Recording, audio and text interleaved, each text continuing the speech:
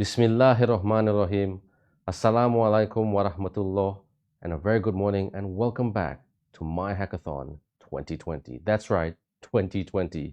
Even though we're in the year 2021, today is the finale and the closing ceremony of our 2020 event.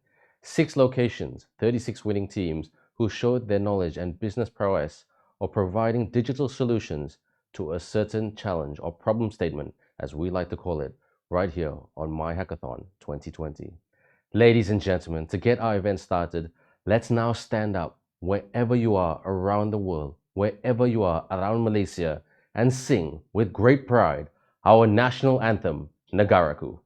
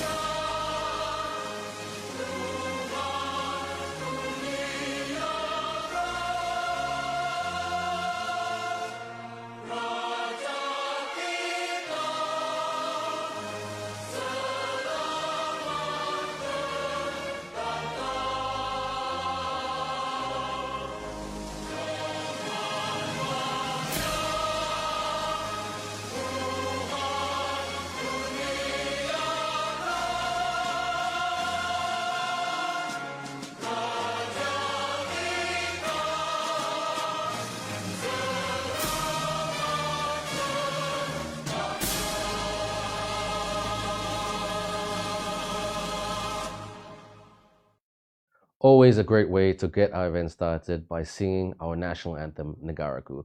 Ladies and gentlemen, just to reflect on some of the great things that happened at MYHACKATHON 2020, let's now focus on this video presentation on your screen, on your laptop, on your phone, and let's walk down memory lane.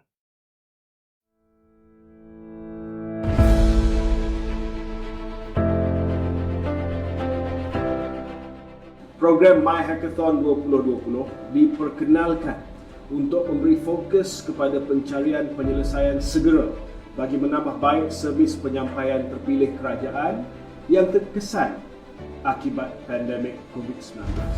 Melalui program ini, kita telah membuka ruang seluas-luasnya kepada sesiapa sahaja, sama ada orang ramai maupun usahawan modal teroka, untuk berentak mencari penyelesaian jitu dalam menambah baik pengalaman pelanggan yang perlu berinteraksi dengan kementerian, jabatan atau agensi kerajaan pada era baharu pasca COVID-19. I bet they had such a great time hacking the government.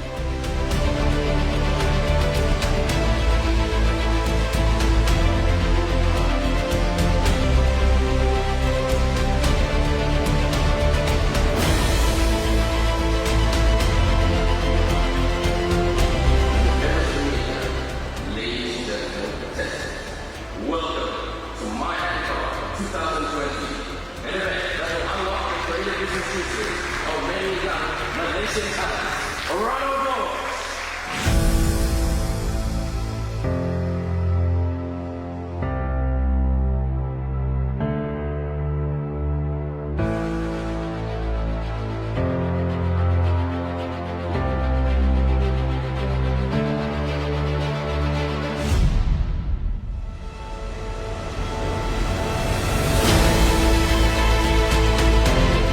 MYHACKATHON is truly a program set in a class of its own. It is a nationwide hackathon series running for 15 consecutive days in each cycle, and it is done 100% online, connecting mentors, coaches, and participants from all over the country.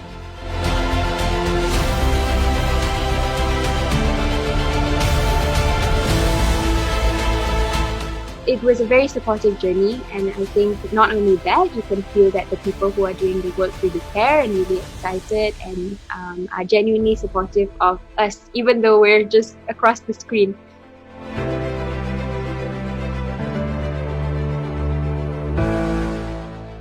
the entire coaching team is really amazing, and I would like to express my thanks to this group of coaches for helping us. So I cannot pinpoint a single one because all of them are amazing. Event ni very well planned. Saya sukalah. Disebabkan problem statement tu in the first place tu sangat clear. Apa yang mereka mahu, apa yang mereka nak dan what kind of solution they were looking for. Saya harapkan MYHACKATHON diteruskan lagi pada tahun-tahun akan datang.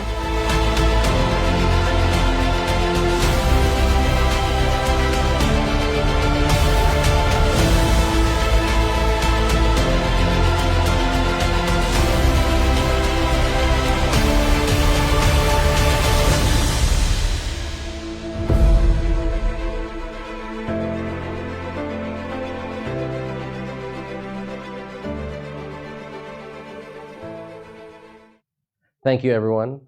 It now gives me great pleasure to welcome on our screens Yang Berbahagia, Dato' Insinyur Dr. Siti Hamisa binti Tafsir, Secretary General, Ministry of Science, Technology and Innovation. Dipersilakan Yang Berbahagia, Dato' Doktor. Terima kasih, saudara pengacara majlis. Assalamualaikum warahmatullahi wabarakatuh dan salam sejahtera. Alhamdulillah, dengan izin dan limpah kurnianya, pada hari ini kita dapat bersama-sama secara maya untuk program MYHACKATHON 2020 Finale dan Showcase. Saya mengambil kesempatan merakamkan setinggi-tinggi penghargaan dan tahniah kepada pihak Cradle serta rakan strategik yang telah bertungkus lumus bersama MOSTI untuk menganjurkan acara yang cukup signifikan ini. Saya kira situasi pandemik yang masih melanda negara ketika ini bukanlah menjadi penghalang untuk kita terus melaksanakan program yang dirancang. Saya juga ingin mengucapkan tahniah pada semua peserta MYHACKATHON dan pemenang MYHACKATHON. Komitmen anda merupakan kebanggaan kepada kementerian dan negara sebagai salah satu daripada hasil inisiatif kerajaan dalam memperkasakan agenda pendigitalan. Tidak dinafikan, terdapat banyak usaha kerajaan untuk membantu industri dan rakyat ketika ini. Ini adalah penting supaya tiada golongan yang tercicir daripada inisiatif dan bantuan kerajaan. Oleh itu, selaras dengan wawasan kemakmuran bersama 2030, usaha pendigitalan dalam meningkatkan capaian inisiatif kerajaan adalah amat kritikal. Justru, penganjuran program MYHACKATHON 2020 ini cukup tepat pada masanya untuk mencungkil idea dan bakat inovator tempatan dalam membantu meningkatkan penyampaian khidmat kerajaan. Sepanjang sesi hackathon yang diadakan secara dalam talian, banyak idea penyelesaian jitu yang kreatif dan inovatif telah dikongsikan dalam membantu rakyat dengan lebih baik dan menyeluruh. Oleh itu, kerajaan sentiasa mengambil pendekatan secara inklusif dan menyeluruh dalam usaha menjamin kelangsungan ekonomi dan kesejahteraan hidup rakyat selaras dengan keperluan semasa. MOSTI baru-baru ini telah melancarkan Malaysia Grand Challenge MGC yang disokong oleh 5 dana pembiayaan MOSTI berjumlah 220 juta ringgit. MGC diperkenalkan untuk mengatasi cabaran utama negara melalui penggalakkan aktiviti penyelidikan, pembangunan, pengkomersialan dan inovasi R&D and C&I. Dana ini dibuka kepada semua syarikat-syarikat pemula, startup serta perusahaan kecil dan sederhana melalui program Dana Pemacu Teknologi Strategik Pemacu. Antara isu-isu yang diberikan tumpuan adalah kesihatan, alam sekitar, makanan, akses kepada teknologi dan keselamatan. Oleh itu, saya menyeru bakat tempatan yang ada di sini untuk menyahut seruan kerajaan menyelesaikan Grand Challenges melalui R&D yang berteknologi tinggi dan inovatif. Saya dimaklumkan sepanjang perjalanan program MYHACKATHON 2020 yang bermula dari pelancaran pada bulan Oktober tahun lalu, lebih daripada 2,000 penyertaan diterima dari seluruh negara. Jumlah tersebut adalah amat memberangsangkan dan saya turut dimaklumkan ramai yang tidak mempunyai latar belakang pendidikan formal dalam bidang teknologi mengambil bahagian. Ini adalah contoh bagaimana teknologi boleh merapatkan jurang dan membangunkan bakat dari pelbagai laluan, sama ada konvensional atau tidak. Semangat inovasi dan kreativiti ini kita patut raikan bersama.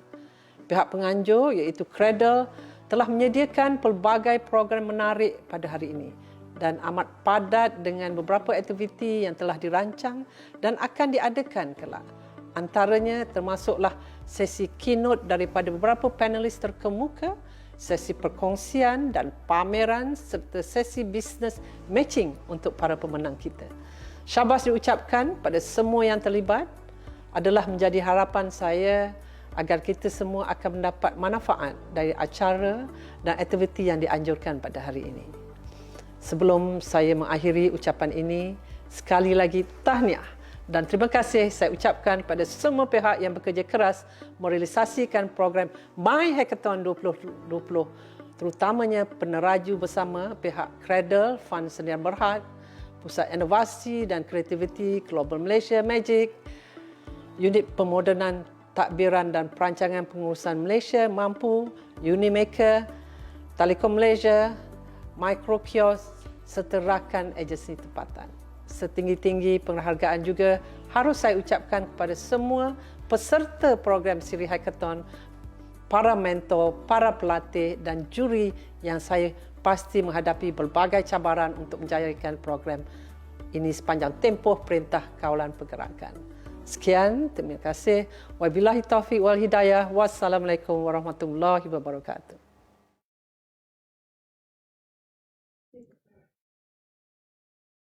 Thank you so much, Dato. Ladies and gentlemen, we're just going to take a very short break right now, but don't go anywhere because you stand a chance to win limited edition hoodies and t-shirts, MYHACKATHON limited edition hoodies and t-shirts, and all you have to do is answer some very simple questions on your screen. Hint, the answer can be found at www.myhackathon.com.my. So we'll see you very shortly and participate in our MYHACKATHON 2020 contest.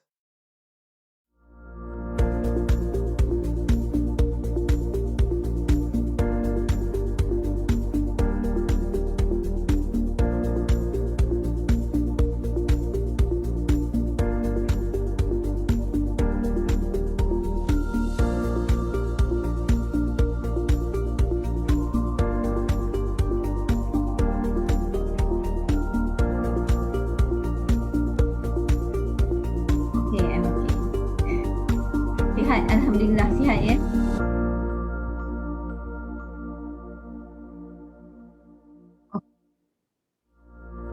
Ini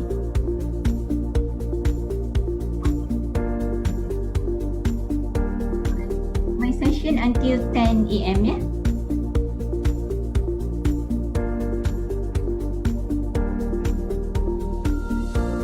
Okay, alright. Sorry? Oh, okay.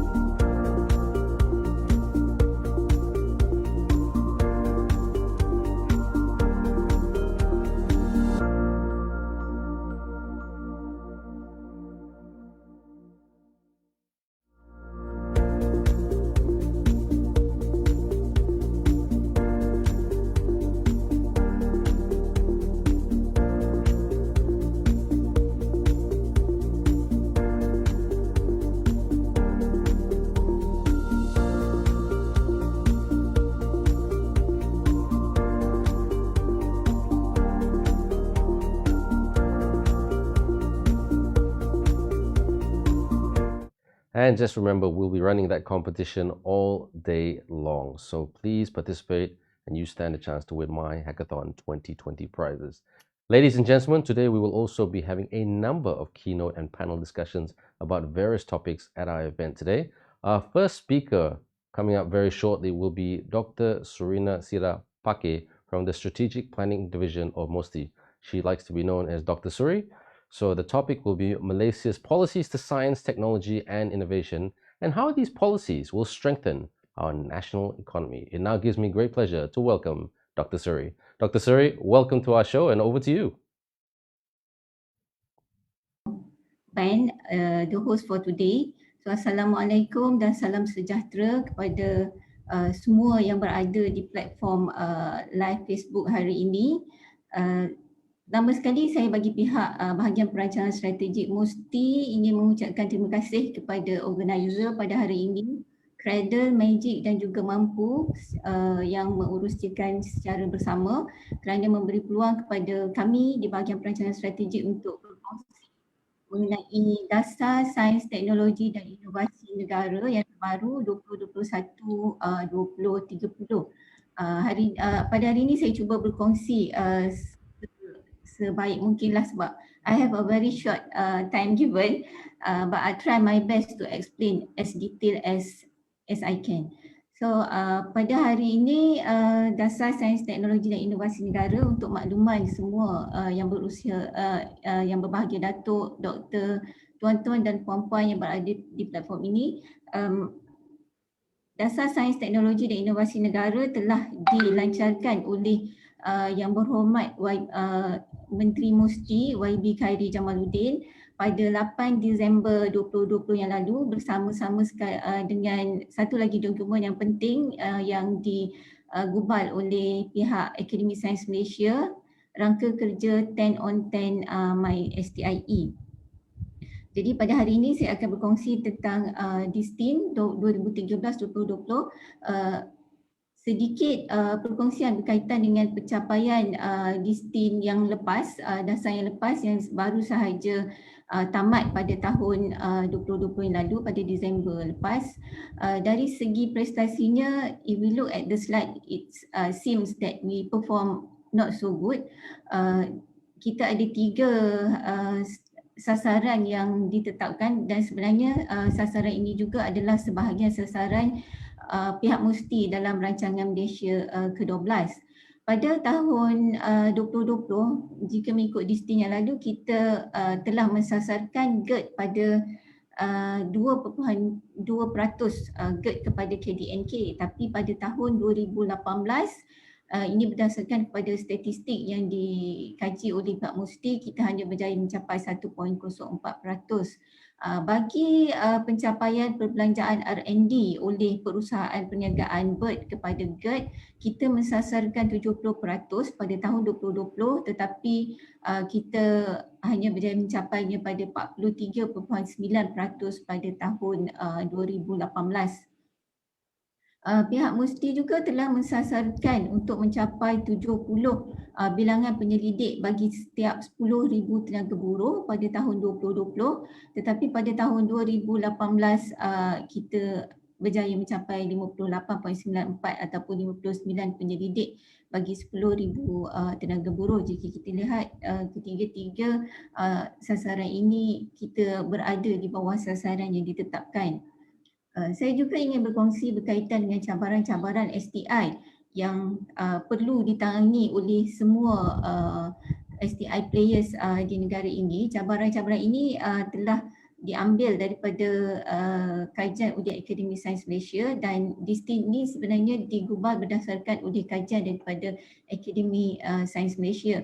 Dalam kajian tersebut memang ada fact and figures, tetapi untuk tujuan taklimat ini kami simpulkan, pendekkan dia supaya tidak terlalu panjang. Cabaran yang pertama yang perlu ditangani ialah berkaitan dengan penyelarasan tadbir urus STI yang kurang berkesan. Sebagaimana kita tahu, STI players di Malaysia ni dia cover satu range yang besar, a wide range of STI players yang yang merentas berbagai kementerian, agensi, industri dan komuniti. Jadi disebabkan adanya pelbagai players ini, dia telah menyebabkan kesukaran untuk membuat penjajaran dalam bidang keutamaan penyelidikan yang berlaku, yang menyebabkan berlakunya ketidaktepatan dari segi bidang keutamaan dengan keperluan hasil R&D seperti import, ekspor dan juga IP yang diperlukan oleh industri. Dan apabila berlakunya pelbagai players yang dari pelbagai kementerian, agensi, industri dan komuniti ini, dia akan menyebabkan kesukaran untuk kita set the direction dan juga untuk mengurus dan menyelaras dari segi pembahagian peruntukan sumber, terutamanya dari segi dana R&D. Cabaran yang kedua ialah pembangunan bakat STI yang menyeluruh. Buat masa ini bukan kita tiada perancangan atau pembangunan bakat STI yang menyeluruh, tetapi kita kurang perancangan yang cekap dan berkesan untuk menggerakkan agenda STI. Di samping itu, kita juga masih lagi di negara kita wujud golongan ataupun komuniti yang masih terpinggir daripada arus pembangunan STI, contohnya seperti masyarakat orang asli, dan ada sebahagian negeri-negeri seperti negeri di Pantai Timur dan sebahagian kawasan-kawasan di Sabah dan Sarawak masih lagi kita boleh katakan agak ketinggalan lah dari segi pembangunan STI. Cabaran yang ketiga ialah berkaitan dengan kerjasama sektor awam swasta dan penglibatan di peringkat antarabangsa yang lemah. Dari segi kerjasama sektor awam dan penglibatan antarabangsa ni tidak adil untuk saya kata tidak ada. Dia ada, cuma dia tidak mencukupi untuk membawa agenda STI ke hadapan, terutamanya sekali ke peringkat antarabangsa. Kita ada pelbagai hubungan diplomatik bilateral dan multilateral yang sedia ada sekarang yang boleh diteroka ataupun dieksploitasikan untuk membawa hasil-hasil R&D kita dan juga melaksanakan kerjasama pintar dengan rakan-rakan strategik di peringkat antarabangsa dan juga dengan rakan-rakan strategik di sektor swasta, terutamanya pihak industri, untuk membawa agenda STI ke peringkat yang lebih baik. Seterusnya, berdasarkan kepada cabaran dan juga pencapaian yang telah dinyatakan di dua slide yang awal tadi, Distin yang baru telah cuba untuk memberi fokus kepada 4 perkara utama yang refleks kepada pencapaian dan juga kepada cabaran-cabaran yang terpaksa yang perlu dihadapi. Fokus yang pertama ialah mengukuhkan tadbir urus STI negara supaya lebih responsif dan berkesan. Yang kedua, kita ingin menjadikan STIE sebagai pemboleh daya menangani isu dan cabaran negara. Kita boleh lihat semasa pandemik COVID-19 sekarang, peranan STIE telah banyak diketengahkan, terutamanya sekali dalam membantu frontliners dari segi pembangunan robotik dan juga penggunaan big data analytic untuk membantu mengesan pesakit-pesakit COVID-19. Fokus yang ketiga ialah memacu pembangunan dan pengaplikasian teknologi tempatan ke arah negara berteknologi tinggi. Kita ingin menaikkan, meneroka lebih banyak pembangunan teknologi tempatan untuk kegunaan industri kita sendiri dan juga sektor-sektor lain. Yang keempat, fokus dia ialah untuk menggalakkan inovasi dalam pertumbuhan ekonomi, meningkatkan kesejahteraan dan kualiti hidup masyarakat. Saya suka untuk berkongsi berkaitan dengan matlamat utama dasar yang terbaru ni. Dasar yang terbaru ini meletakkan matlamat utama untuk menjadikan Malaysia sebagai sebuah negara berteknologi tinggi dengan mengubah negara ini daripada pengguna teknologi kepada pembangun teknologi. Buat masa sekarang kita masih terutamanya sektor industri, sektor pembinaan dan sebagainya, begitu juga dengan sektor pertanian. Kebergantungan kita kepada tenaga buruh asing yang murah dengan produktiviti yang rendah adalah masih tinggi. Jadi kita berharap dengan dasar yang baru ni kita dapat menggalakkan lebih banyak pembangunan teknologi yang bermanfaat kepada pelbagai sektor dalam negara. Yang ada di slide ini sebenarnya ialah rangka negara berteknologi tinggi yang telah dibentangkan oleh Yang Berhormat Menteri di Mesyuarat Economic Action Council pada awal tahun lalu dan telah dipersetujui oleh majlis tersebut. Dasar yang terbaru ini juga telah memperkenalkan satu konsep baru, iaitu konsep Sains, Teknologi, Inovasi dan Ekonomi, STIE, pertambahan ekonomi di situ, iaitu satu pendekatan terangkum antara dua sektor ekonomi negara, iaitu STI dan ekonomi sebagai satu sektor bagi memastikan semua program yang kita rancang di dalam Pelan Tindakan Dasar baru ini dilaksanakan melengkapi antara satu sama lain dan berimpak tinggi. Maksudnya semua program yang ada di dalam Pelan Tindakan itu perlu mengambil apakah impak dia kepada ekonomi dari segi jangka pendek dan juga jangka panjang. Ini juga untuk menunjukkan kepentingan aspek pembangunan STI sebagai asas dalam menyokong pertumbuhan ekonomi negara.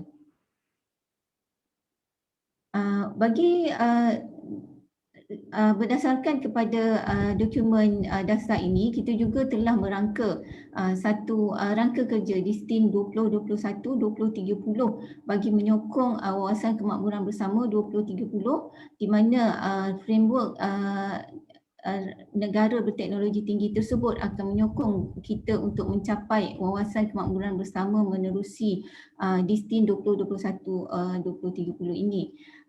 Jika kita lihat asas-asas dasar di sebelah bawah itu adalah asas yang paling penting. Yang pertama sekali, STIE sebagai pemboleh dasar utama sebagai pemboleh daya utama dasar dan pembangunan negara. Di sini kita ingin lebih menekankan kepada konsep STIE for policy dan policy for STI. STIE for policy, kita mahu menjadikan elemen-elemen STI diambil kira dalam penggubalan dasar-dasar kerajaan, terutamanya dasar-dasar utama seperti Rancangan Malaysia ke-12, dasar perindustrian dan sebagainya. Manakala dasar polisi for STI ialah Distin yang kita setkan hala tuju untuk dijadikan rujukan kepada pemain-pemain STI di luar sana, termasuk dalam sektor awam sendiri. Asas dasar penting yang kedua ialah kolaborasi kerajaan, industri dan akademik dan komuniti. Yang ini sangat penting di mana kita perlu memahami konsep ini yang akan memastikan melalui kerjasama ini kita akan menggalakkan lebih banyak R&D dan menggerakkan agenda STI ke peringkat seterusnya. Berdasarkan kepada konsep ini, sektor industri dan akademik memainkan peranan untuk menterjemahkan idea-idea kepada produk, proses, perkhidmatan dan penyelesaian baharu atau yang diberi nilai tambah. Di sini dari segi aspek idea generation, industri dan akademik memainkan peranan yang penting. Manakala kerajaan pula memainkan peranan sebagai facilitator untuk memkukuhkan lagi keupayaan industri dalam STIE melalui pelbagai kaedah dan insentif. Dan kita juga tidak boleh meninggalkan suara dan pandangan masyarakat di luar sana untuk dijadikan input dalam kita menterjemahkan idea-idea ataupun menjana idea-idea baru bagi memastikan setiap produk, proses dan perkhidmatan serta penyelesaian baharu ataupun yang diberi nilai tambah tersebut memberi impak ataupun bermanfaat kepada masyarakat di luar sana.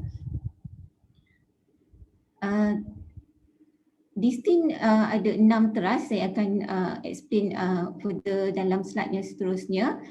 6 teras ini saya terus kepada misi. Kita ingin memacu pertumbuhan mampan dan inklusif menerusi pembangunan dan pengaplikasian STI yang progresif. Manakala saya movekan dia punya. Okey. Dari segi visi, kita ingin mencapai masyarakat yang mampan, inklusif dan saintifik ke arah negara berteknologi tinggi. Okey, ini ialah 6 teras distin. Di dalam distin kita ada 6 teras, 20 strategi dan 46 inisiatif yang kita akan laksanakan dalam tempoh 10 tahun ini. Teras yang pertama ialah tadbir urus STI yang responsif. Teras kedua, pembangunan teknologi melalui R&D and CNI. Teras ketiga, industri berasaskan teknologi tempatan. Teras keempat, bakat STI yang adaptif. Teras kelima, pembudayaan dan pengaplikasian STIE. Dan teras keenam ialah keunggulan global.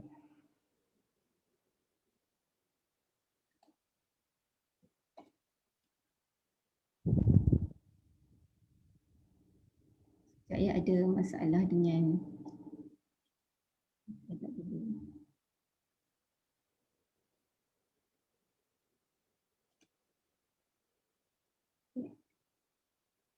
okey, sorry ada problem sikit.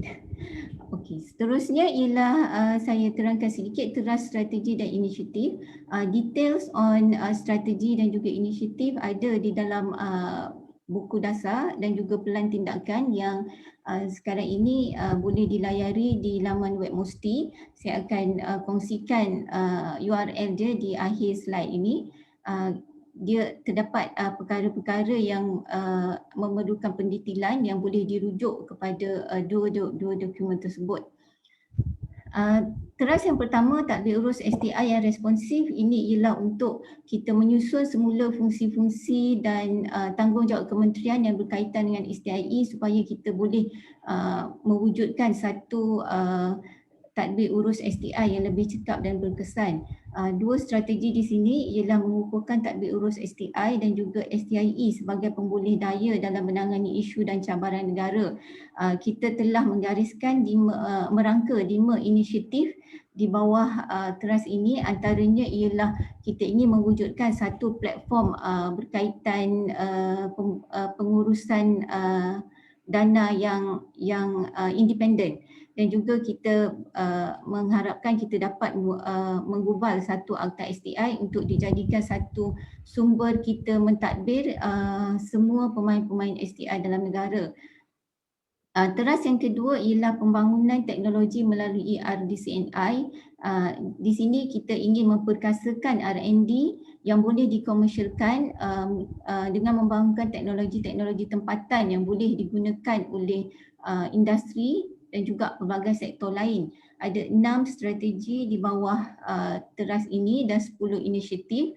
Antaranya ialah bidang keutamaan, menentukan bidang keutamaan penyelidikan negara, yang ini ada kaitan dengan dokumen yang telah dilancarkan bersama dokumen distin iaitu 10 on 10 yang akan membantu pihak Musti dan juga pelbagai kementerian untuk menentukan bidang penyelidikan yang betul-betul diperlukan dan bermanfaat di peringkat nasional. Dan strategi kedua, kita ingin meningkatkan R&D negara dengan memberi tumpuan kepada R&D berasaskan experimental development. Ketiga, pengurusan dana RDC dan sumber dana alternatif. Kita juga ingin menggalakkan data terbuka, meningkatkan usaha dan kerjasama dalam menangani cabaran negara, dan dasar ini juga tidak meninggalkan perkara ataupun inisiatif berkaitan dengan inovasi sosial untuk manfaat golongan yang terpinggir dan juga golongan-golongan di peringkat akar umbi. Ada 10 inisiatif di bawah teras ini seperti yang saya nyatakan tadi, 10 on 10, MYHACKATHON dan juga experimental development, juga mewujudkan sumber dana alternatif ataupun Malaysia Science Endowment untuk mengurangkan kebergantungan kepada dana kerajaan. Yang ketiga ialah industri berasaskan teknologi tempatan. Ada 3 strategi dan 4 inisiatif di sini. Teras yang keempat ialah bakat STIE yang adaptif. Ada 4 strategi dan 9 inisiatif. Antara lain ialah kita akan memperkasakan perancangan bakat STIE dan menerajui pendidikan STEM di mana kita ingin mewujudkan modul dan kurikulum dalam pendidikan TVET dan STEM yang memenuhi keperluan industri. Teras yang kelima, pembudayaan dan pengaplikasian STIE. Ada 2 strategi dan 6 inisiatif. 2 strategi tersebut ialah meningkatkan keberkesanan program jangkauan STIE iaitu program Outreach STIE. Antaranya ialah kita ingin mewujudkan pusat community science bagi menyebarluaskan maklumat-maklumat berkaitan sains dan membawa teknologi-teknologi kepada masyarakat. Yang kedua, mengarus berkelanjutan komunikasi sains. Teras yang keenam ialah berkaitan dengan keunggulan global. Ada 3 strategi dan 4 inisiatif. Kita ingin memperkukuhkan kerjasama bersama sektor awam dan juga kita memperkukuhkan kerjasama kita di peringkat antarabangsa dengan memberikan kemahiran kepada pegawai-pegawai yang terlibat dengan trade di kedutaan Malaysia di luar negara berkaitan dengan STIE supaya mereka boleh mempromosikan STIE di peringkat antarabangsa. Saya tak boleh terangkan lebih detail sebab masa agak pendek, so saya terus kepada program lonjakan. Program lonjakan telah dirangka sebanyak 10 di dalam dasar yang baru ini untuk menyokong perubahan daripada teknologi, pengguna teknologi kepada pembangun teknologi. Yang pertama sekali ialah TCA, Technology Commercialization Accelerator. Ini adalah satu platform untuk memacu pengkomersialan hasil-hasil R&D. Kita juga merancang untuk mewujudkan platform MSE, Malaysia Science Endowment, satu platform untuk mengurangkan kebergantungan kebergantungan pembiayaan R&D kepada dana-dana kerajaan. Yang ketiga, NTIS, yang ni saya rasa semua ramai yang dah familiar. Dia inisiatif ini ongoing di bawah Magic, iaitu satu platform untuk menggalakkan lebih banyak inovasi dalam satu environment yang selamat dan juga kondusif. Yang keempat, tsunami digital, yang ini mungkin banyak berkaitan dengan MYHACKATHON, di mana kita ingin meneroka lebih banyak penggunaan teknologi digital untuk memperkasakan pendigitalan di pelbagai sektor, terutamanya sektor awam dan juga sektor perkhidmatan dan perniagaan di luar sana. Yang kelima ialah Advanced Technology Cluster, ATC. Di sini kita ingin mewujudkan satu platform yang membolehkan penerokaan dalam bidang teknologi yang terkini dapat dilaksanakan dengan kerjasama pemain-pemain di peringkat antarabangsa. Yang keenam, precision farming ataupun agricultural automation. Kita ingin membantu dan juga bekerjasama dengan MAFI untuk mengubah sektor pertanian daripada sektor konvensional yang banyak bergantung kepada buruh asing kepada satu sektor yang lebih berasaskan teknologi. Yang ketujuh, pembangun teknologi dalam kalangan bakat tempatan. Kita ingin mewujudkan satu talent pool yang mampu untuk membangunkan teknologi kita sendiri melalui program-program seperti upskilling dan reskilling bagi memastikan kepakaran ataupun kemahiran yang ada itu selaras dengan perkembangan teknologi semasa. Yang ke-8, teknologi untuk semua. Ini seperti yang saya nyatakan tadi, kita ingin mewujudkan satu pusat community science yang boleh menjadi akses berkaitan dengan maklumat-maklumat sains dan juga teknologi-teknologi ataupun kemudahan berkaitan sains dan teknologi kepada masyarakat di luar sana. Yang ke-9, National Vaccine Center. This is long way to go. National Vaccine Center masih dalam proses pemurnian cadangan. Kita harap pada 2030 kita dapat mewujudkan satu vaksin center yang membangunkan vaksin kita sendiri untuk kegunaan vaksin haiwan dan juga vaksin untuk manusia. Kita juga ingin mewujudkan satu Malaysia Innovation Hub di mana melalui proses menaik taraf TPM untuk menjadi satu innovation hub di peringkat antarabangsa. Yang last kali ialah sasaran utama distin. Kita ada lebih daripada 100 sasaran distin yang merangkumi jangka pendek, jangka sederhana dan juga jangka panjang.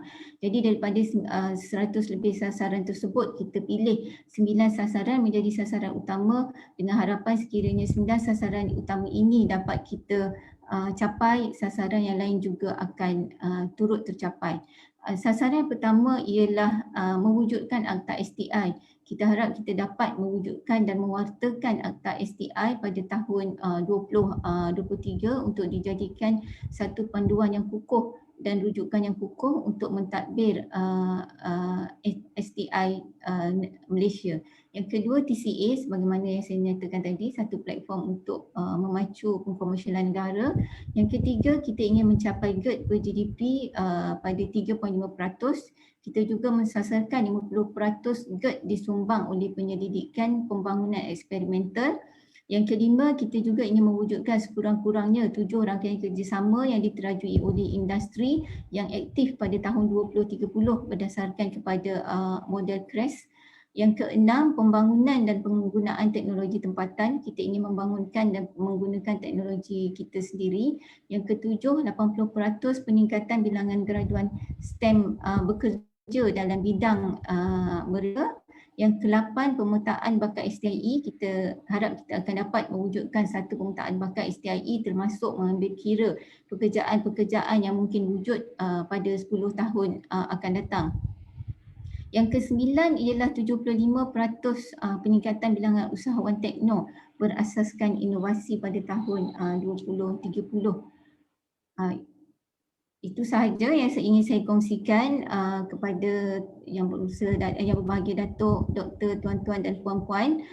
Untuk makluman, dasar ini boleh dilayari di website Mampu. Ada dua dokumen. Dokumen utama ialah dokumen dasar dan dokumen kedua ialah dokumen pelan tindakan yang menyatakan secara terperinci inisiatif-inisiatif dan program yang perlu dilaksanakan di bawah dasar ini. Saya juga ingin memohon maaf sekiranya mengambil sedikit masa untuk menerangkan berkaitan dengan dasar ini. Dengan itu saya serahkan kepada host kita pada hari ini. Terima kasih dan Assalamualaikum dan salam sejahtera. Dr. Suri, and thank you so much for that very detailed presentation, and one that we will all benefit from knowing the policies of MOSTI to move forward to make our ecosystem and our national economy much, much better, inshallah. Ladies and gentlemen, it's now time for another break, but that does not mean a break that we go away. It's a break that we stay on our screen because you have a chance to win some goodies and some prizes by MYHACKATHON 2020. All you've got to do is answer the questions and then participate, and you stand a chance to win some great prizes. So have a look at these key messages, this quiz, and find out how you can win some prizes.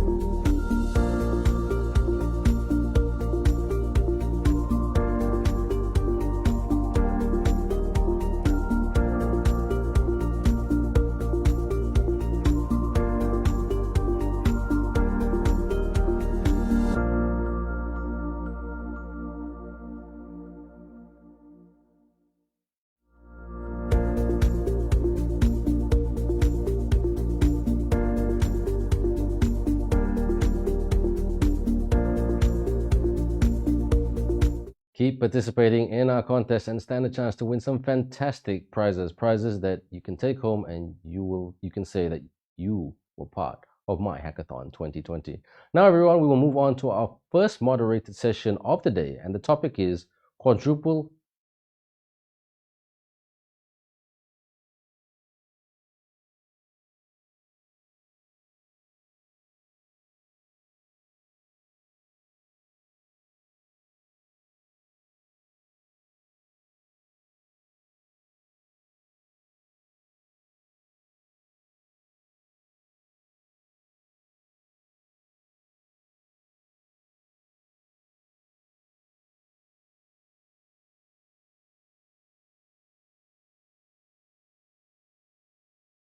We look forward to this wonderful and informative and engaging session. Over to you, Dr. Raslan.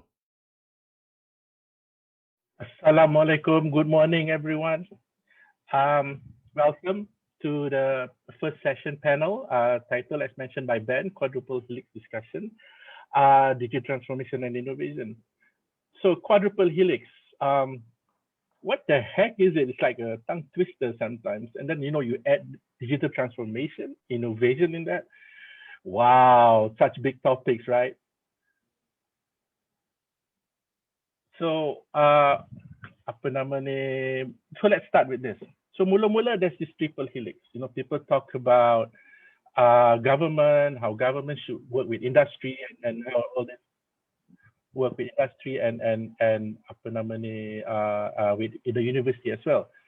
And then some guy came up in 2010 and 2009 called quadruple helix, which included society in it.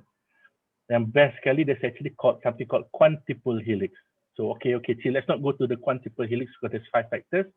Let's just look at quadruple helix dulu. So we're here to try and have a conversation on simplifying the quadruple helix, but more importantly, how to make the model work for you and at the same time work for the country. So let's collaborate. The main purpose for the session is to find a way to collaborate, to co-create, to come up with a form of that way we can actually have this very high level topic with regards to quadruple helix to be a bit more simple so that everybody can talk about it, have conversations about it. So let's have this epic conversation, and it's my honor to introduce to you the panels. Juan Hazami, not to be confused with the singer Hazami, which is currently serving as the Chief Executive Officer of the Academy Science Malaysia. And in Academy Science Malaysia, she's been involved in several and many national, international level studies and programs such as the National Astronaut Program, National Science Challenge, Asian Foresight Alliance, National Policy, banyak puan ni. So, Mega Science Framework Study and so on.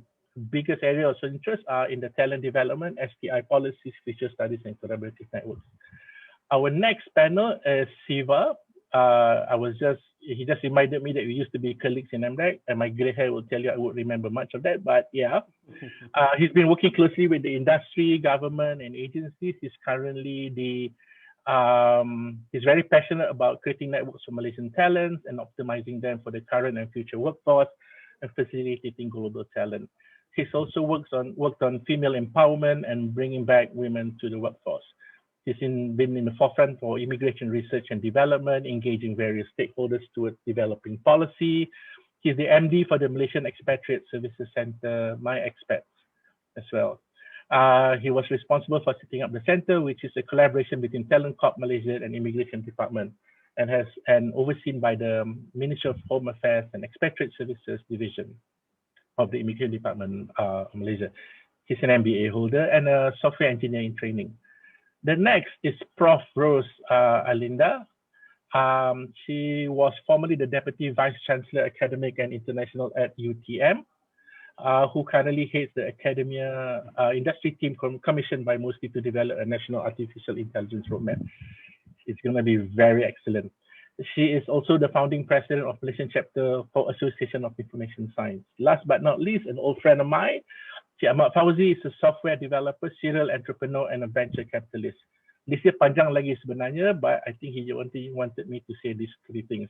He co-founded Sapura Tech, which played a key role in establishment of the multimodal super corridor. But I need to apologize if I've not done you justice, my friends, and the achievements that you've done.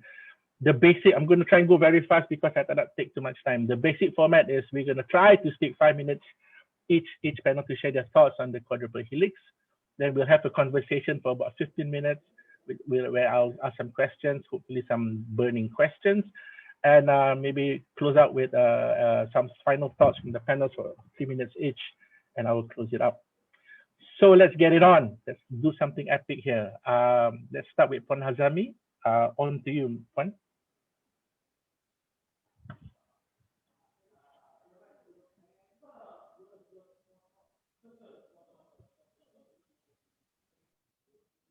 I think Puan, you're muted. Juan Hazami, you're muted. Yeah, Puan, you're muted. Could you please unmute? Lower left button.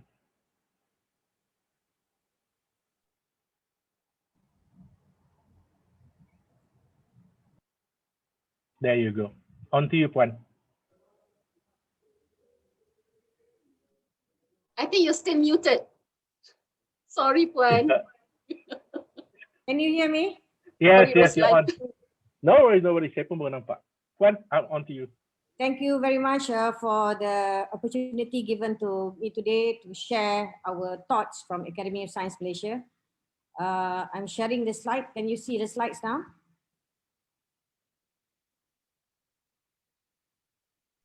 Yes, we can see the slides, Puan. Maybe you want to put it on slideshow? Yes, thank you. Good.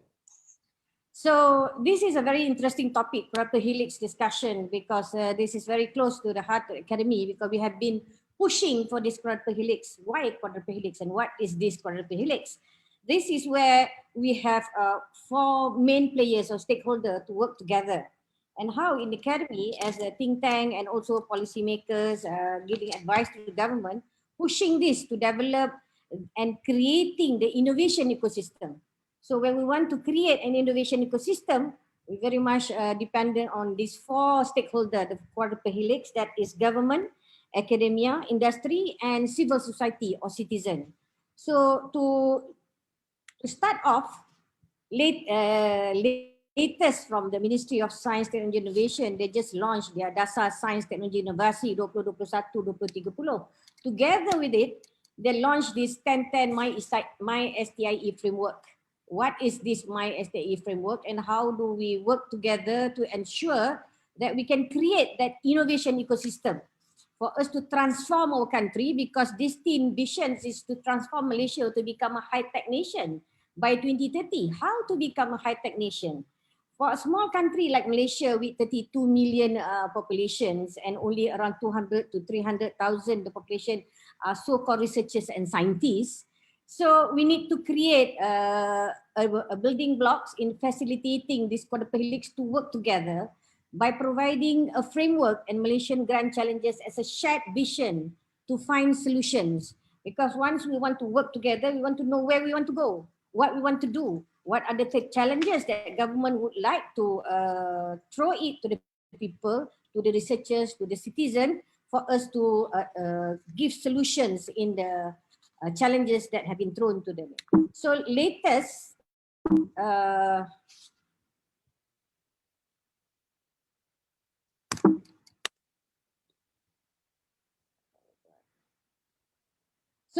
this is the 10-10 MySTIE framework.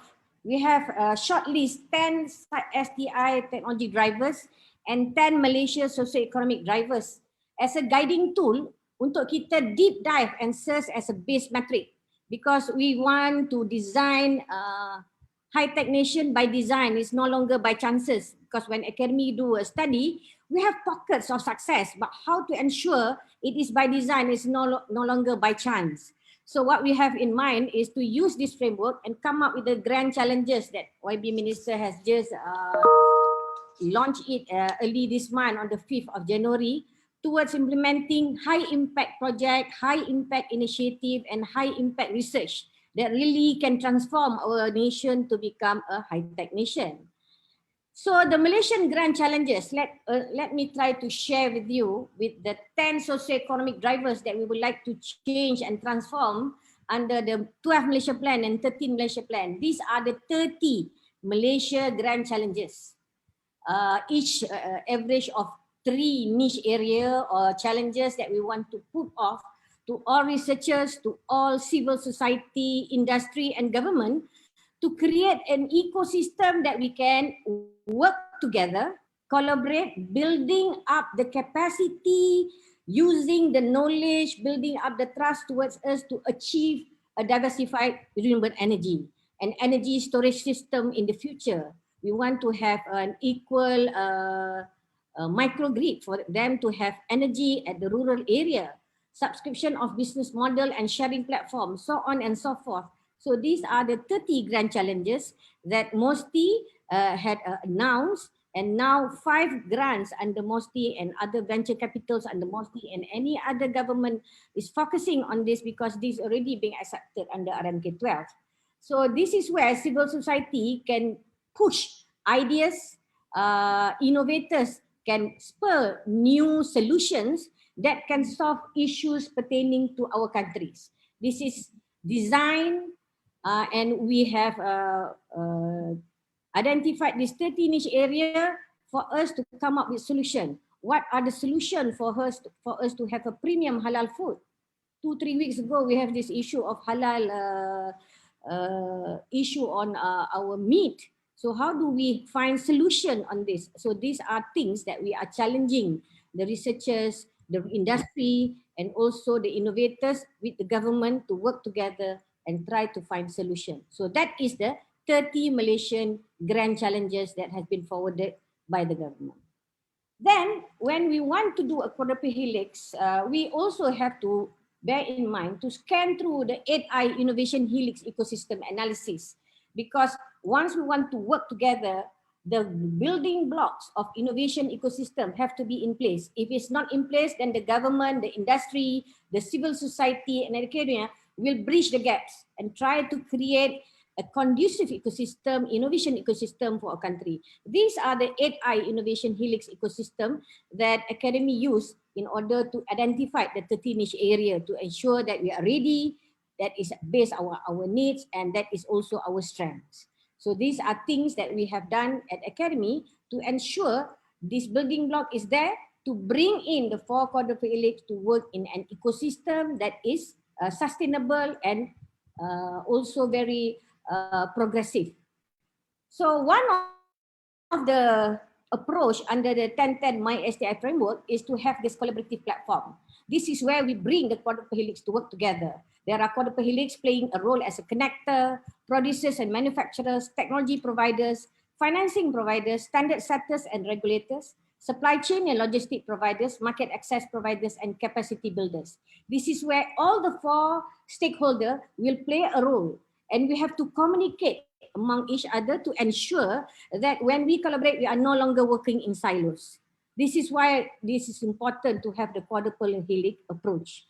If we are working together, communicating, build up trust and a shared vision among 4 stakeholders and having this kind of collaborative platform, then anything that we want to innovate, local technology, creation, solutions, it can be deployed effectively and inclusively to Malaysia and also in the market in the global. So one of the pilot that Academy is doing right now to create this ecosystem of quadruple helix is through iConnect.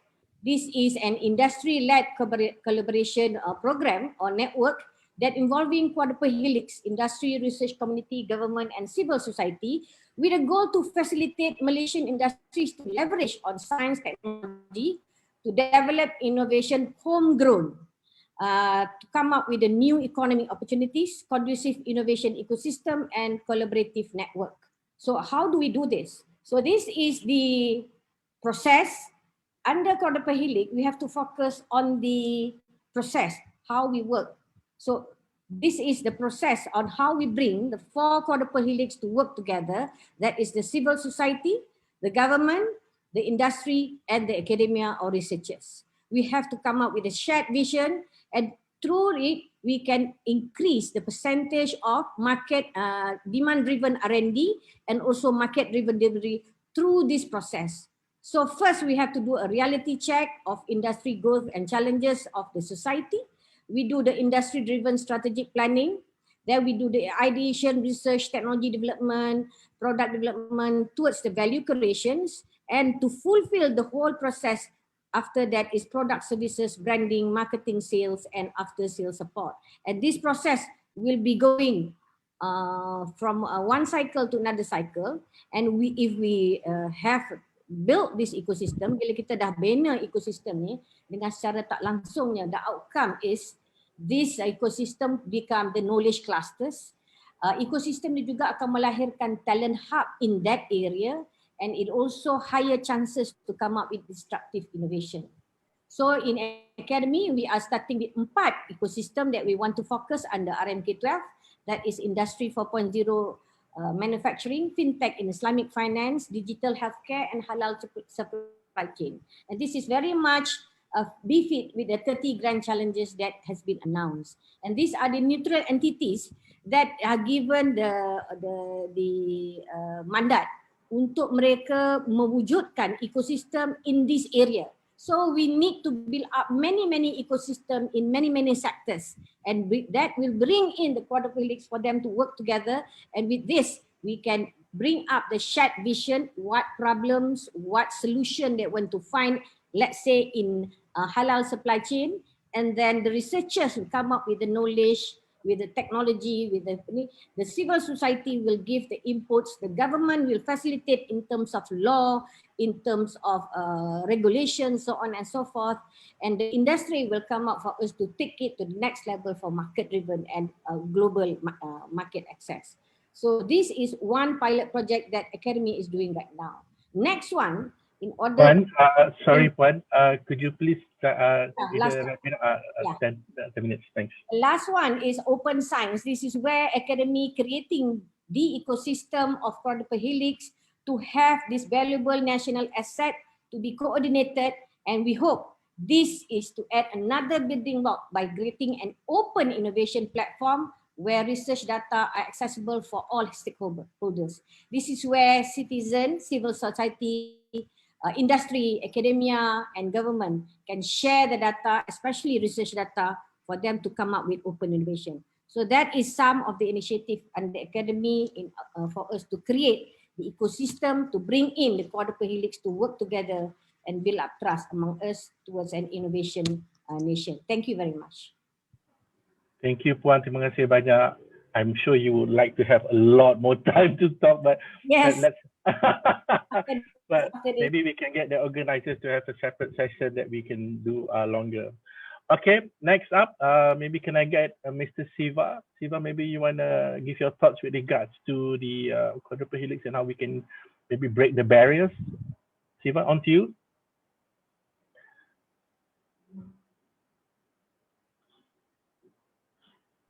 Siva, are you there? Or are you on mute? There you go. Can you guys hear me? Yes, you can. Yeah. It takes a while before I press the button unmute. Yeah. Okay, please. Yeah. Okay. I think the academics, universities, as well as the industries, the real challenge is about putting what we call theorem into practice. I think that's the end game at the end of the day.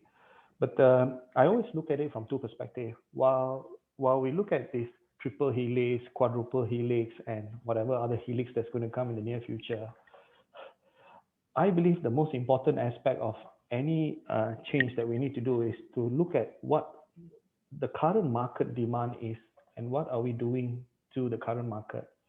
So probably from a perspective of talent comp, I think the most important thing is about having the right talents within the industry to facilitate the necessary changes that is required. Quite innovative, the STIE, MOSTIS, and together with the University Science Malaysia, I think it's a document that is a living, breathing document now. And it's about how do you then adopt that particular document and translate that into actionable items within the industry and the segments. Now, there are a lot of co-creators and co-players in the market. When you talk about civil, society, whether the current needs are addressed, and they might not even know what is the future needs that's needed. That's one aspect. From the government's perspective, the policy barriers itself, the regulations that is currently there, is it an enabler or a deterrent to the STIA framework or the quadruple helix framework? What about the industry? Are they on board, or are they looking at their bottom line? You know, with this current pandemic, obviously there's other problem statements that needs to be addressed with them as well. But in the long run, are they planning themselves for the right talents within their talent pipeline to facilitate the necessary innovations that's required for them to stay ahead in the market space? That's critical. And the last point is, on the university itself, are they collaborating effectively with the industries to understand the problem statement that is on the ground, and how do we then actually co-create a facilitation between the government, industry, and the university, giving benefits to the civil once we create a necessary triangle of how we can actually embark on developmental work that will help both the government, the industry, and the university. I think this is critical. If we don't get this establishment correctly, then there will be challenges. I think there are many funds available within the government today, from the Human Resource Developmental Fund under my own ministry, Ministry of Human Resource, the Penjana. There's many funds out there. The question is, are we creating the necessary impact for the talent space to facilitate the talent that is required for these changes that's going to happen? So are we elevating the talent profiles of the country? That's one area. And are we equipping the industry with the necessary skills and knowledge that's required for them to develop talent pools that's required for the growth that is expected by them and to become a competitive global players in the near future? Okay, I'll stop there.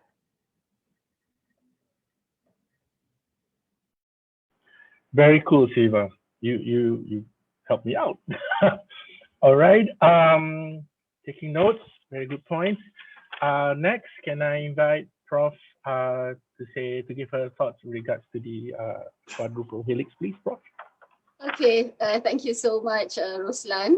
And thank you, Hazami, for that introduction to MyST, which actually becomes the fundamental guide for us in terms of how we move forward for the quadruple helix initiatives.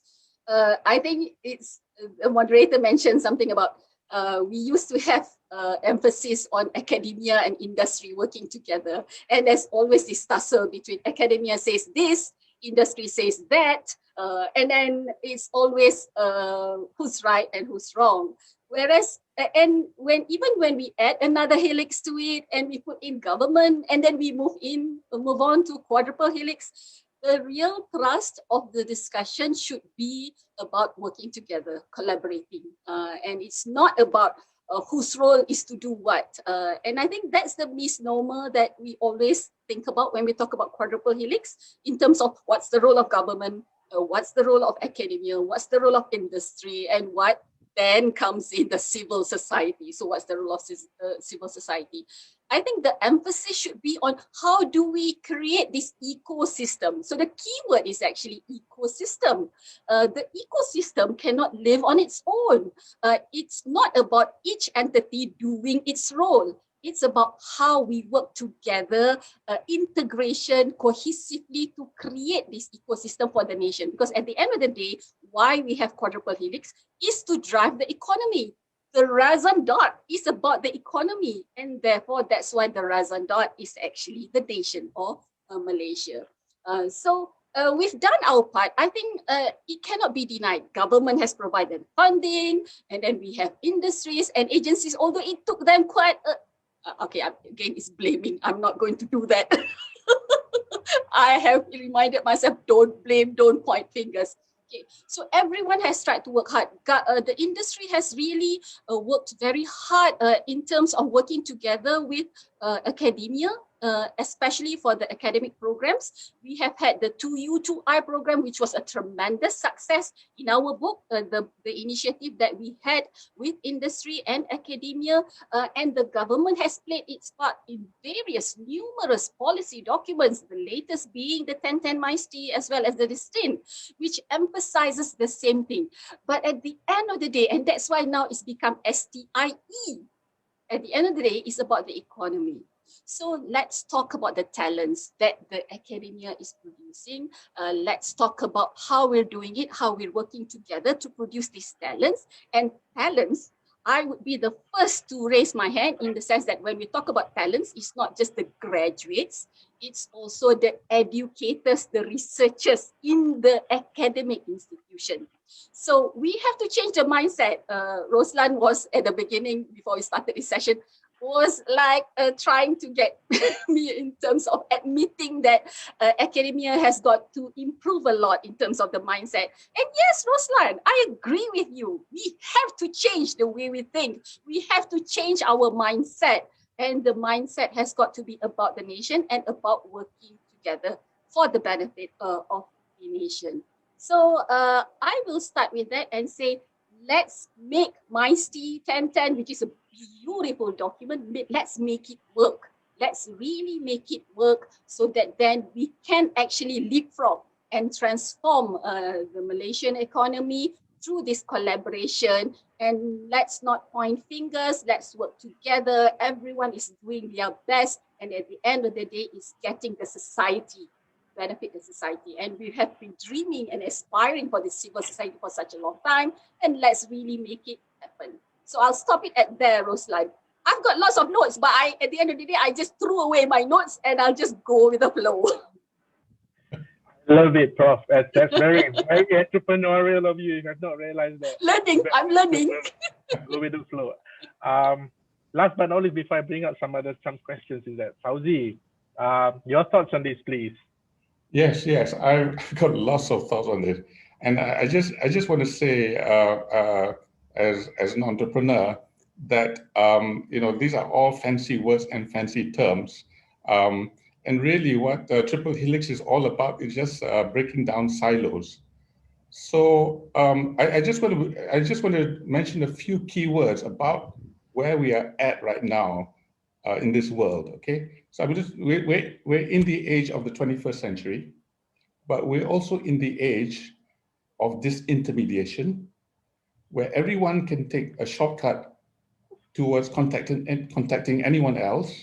We take Uber directly with the Uber driver. We don't have to go through any third party except electronically, maybe. We're in the age of disruption. COVID has happened. The world is changing. Everything is disrupting. Things are changing very, very fast. We're in the world of what I would call Generation Alpha. People talk about Gen Z or Gen Z. So Generation Alpha is this generation which I think coined by McKinley Group, something like that. Children who were born after 2010, they've grown up in a real-time world. They've only seen iPads. They don't even know sometimes. They try to touch a book or piece of paper and zoom and scroll with their finger. These is the generation that is to come in this age of disintermediation. And I'd just like to give a little story of how Triple Helix actually is happening in real time. And this event is a personal event. During COVID, I got a call from some agencies, in fact, a few agencies, and say, hey, we need ideas. There's COVID, there's a national crisis. You've got to come to this meeting, but you can't. You have to have special permission. Okay, but just try to make it. And I said, why me? I said, well, we need entrepreneurs. We need people who will cut through the red tape, who will forget about the silos, who will just try to make things happen very, very fast. So I came to the meeting, and immediately everyone was, on real time, communicating on their WhatsApp, and they say, hey, we can't waste time. You contact this guy from this university, or you contact this guy from this government agency. You put it all on WhatsApp, talk. And we set up a group, we got a lot of experts in the group, we got people with ideas, we sat down and we collaborated in real time. And that's what Generation Alpha is going to do. And that is, in terms of society, that's what's happening with society right now. And if we're talking about triple helix or quadruple helix and all of these fancy plans, the world is disrupting very, very fast. And we've got to move very, very fast. So how do we get around that? What's the solution? Well, how do we do this? Well, we contact each other on Zoom. We have WhatsApp. So it's all about the technology. It's all about the platform. It's all about having a facility to break down the barriers, between those government, universities, or academia, industry, entrepreneurs, Generation Alpha, break down all those barriers, but you need to have a platform. You need to have a technology platform. Unfortunately, this is the age of technology.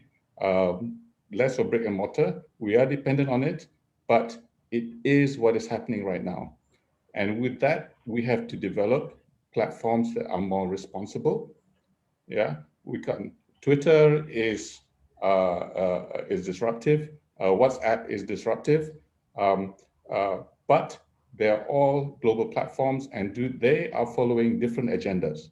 And if we are, as a country, going to drive this, then we need to have specific platform and facilities to do that. I mean, I see Siva is here, and I know that Talent Corp has got a platform, is working on a platform, or has already got a platform, to facilitate this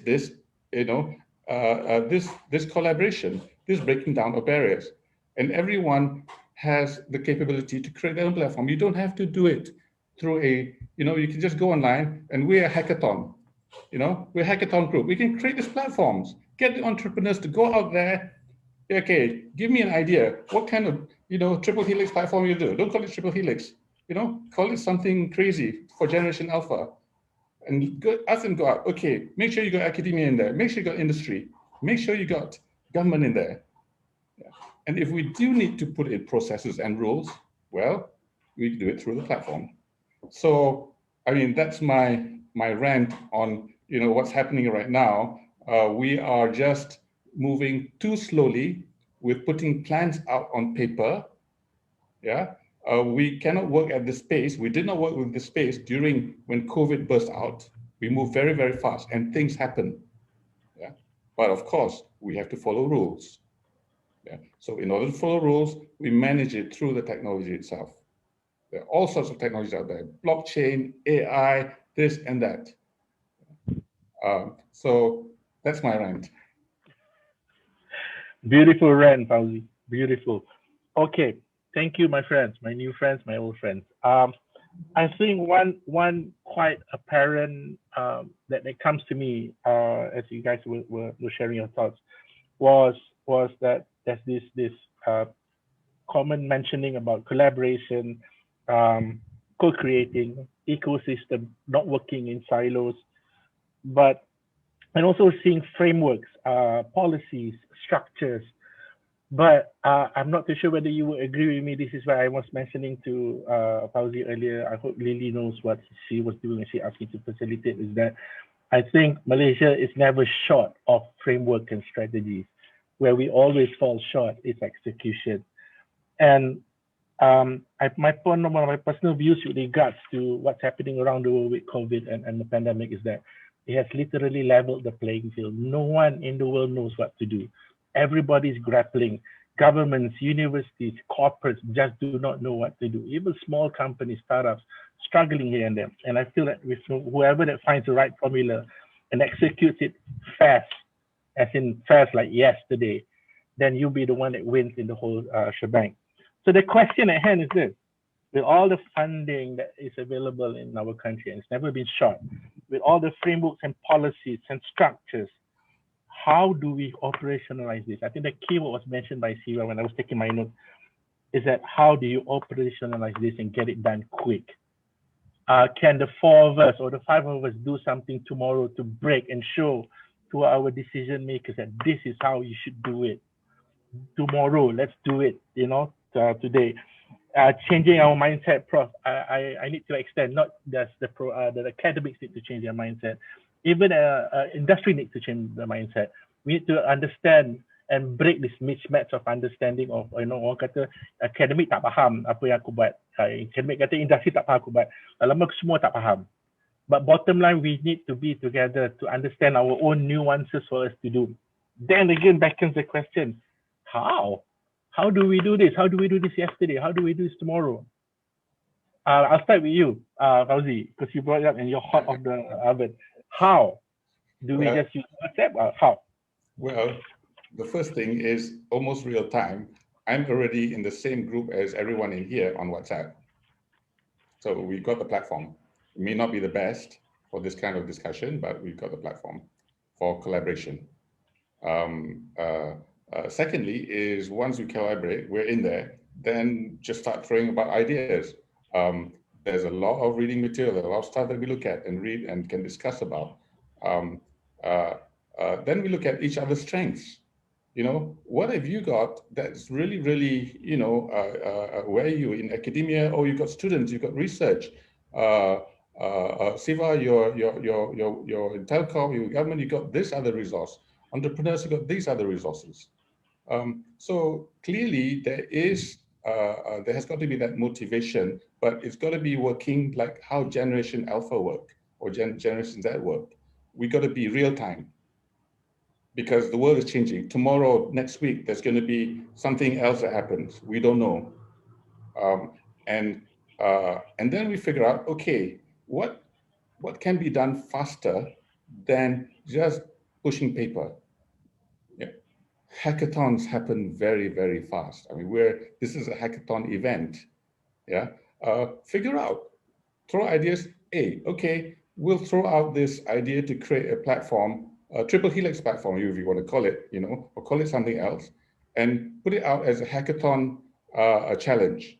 How do we get this sort of collaboration taking place through this platform? And some platforms, some of these hackathons may come up with great ideas, some may not. And we get it out there and we try to push it out into the App Store. It can be very, very fast. If we take the software approach, if we take the tech approach, if we get everyone, and again here, I don't know what you want to call it, triple helix or whatever, but we are, I don't know who we are. We are Gen X, we are Gen Y, Gen X, I think. The post-baby boomers. Maybe some of us getting into Gen Y, the younger ones, but I don't see anyone who's under 30 here, or maybe the ladies are. But we're 2 or 3 generations ahead of the people that we need to reach. And we talk about triple helix and society. Society, we're talking about this new generation of Gen Z and Gen Alpha who are going to be the workforce of tomorrow. And the drivers of tomorrow, and they are the ones who are really going to make things happen. Assure me they are the ones who are really going to make things happen. Now. Okay. Thanks. Prof, any thoughts on how can we get it done now? The operationalizing, how do we get it done? I think we are always saying we're good in planning, we're good in strategies, but we're very poor in implementation. The thing is, how many of us actually take the effort of understanding the documents, the policy documents that have, took enormous efforts to produce? The plans are there, so why do we not implement the plans? Everything is laid out in those plans. And as I've mentioned, there's even a pelan tindakan distin that goes along with it. And there's also the MYSTI, 1010 MYSTI, which is all beautifully done. So we've already mentioned about the technology being the platform. We also have to have the institutional platforms. Okay, so we have various agencies in the nation.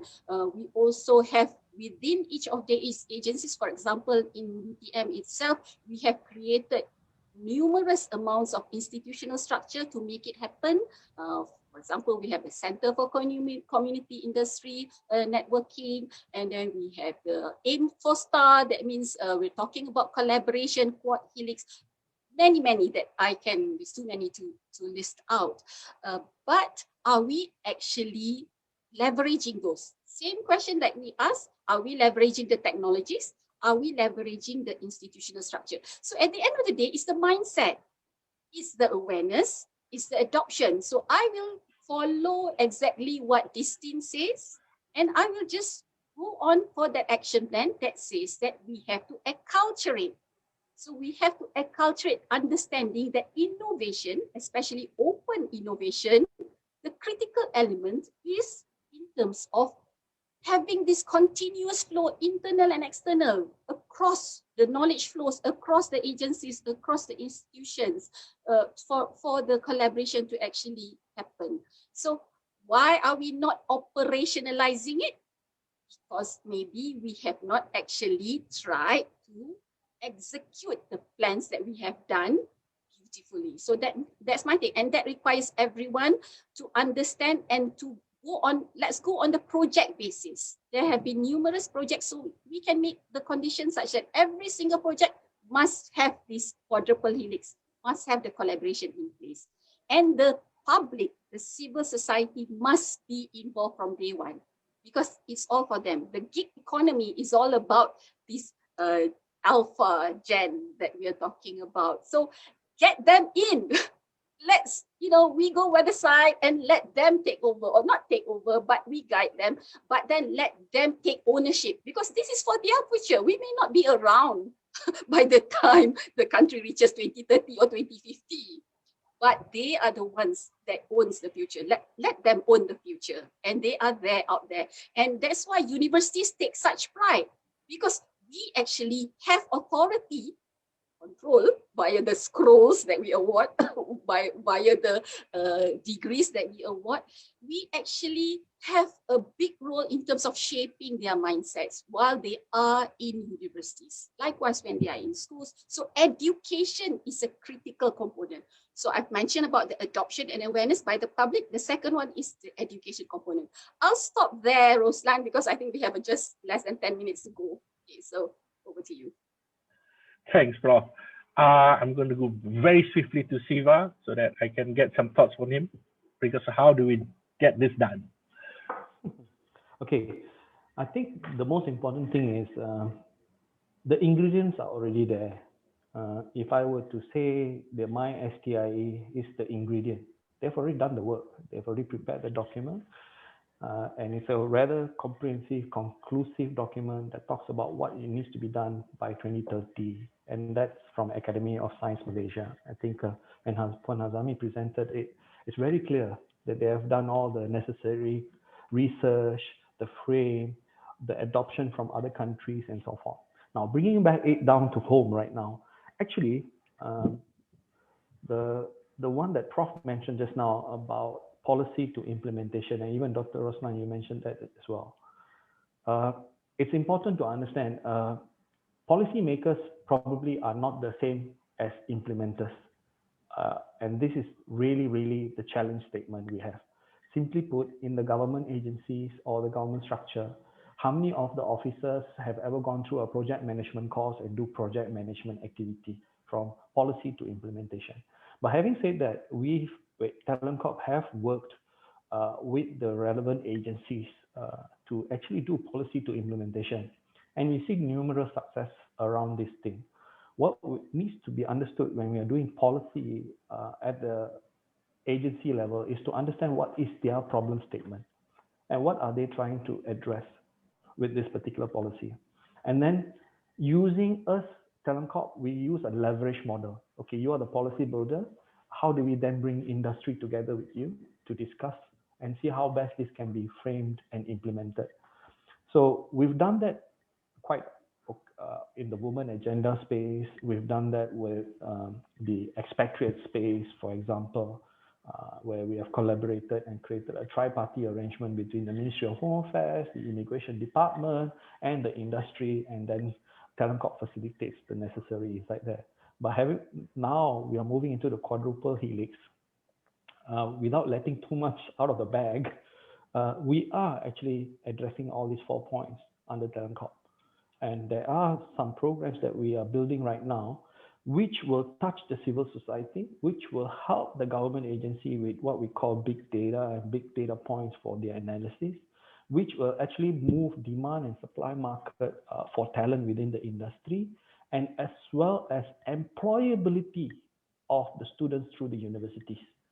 And we are using that as a marker points to actually build a platform around this and to address all this. Honestly, when we started off, we never thought of it as a quadruple helix. We just say these are the interventions required between the government, industry, and the university and the civil. So yeah, we will be announcing this platform very, very soon, and it already have piloted about 120,000 over users on it at the moment. So we're quite excited. So it will hopefully address all the markers. But the essence is this: we've engaged all, we've talked to all of them. We understand how each stage within this particular civil government industry university, how can we address those issues? And what are the issues on the ground? What are the pain points? So actually it's a problem statement solutioning only. We look at it from that perspective. Yeah, so that's how it is now. Okay, cool. Thank you, Siva. And just before I go to Juan Hazami, it's interesting to note how Fauzi already knew about the platform.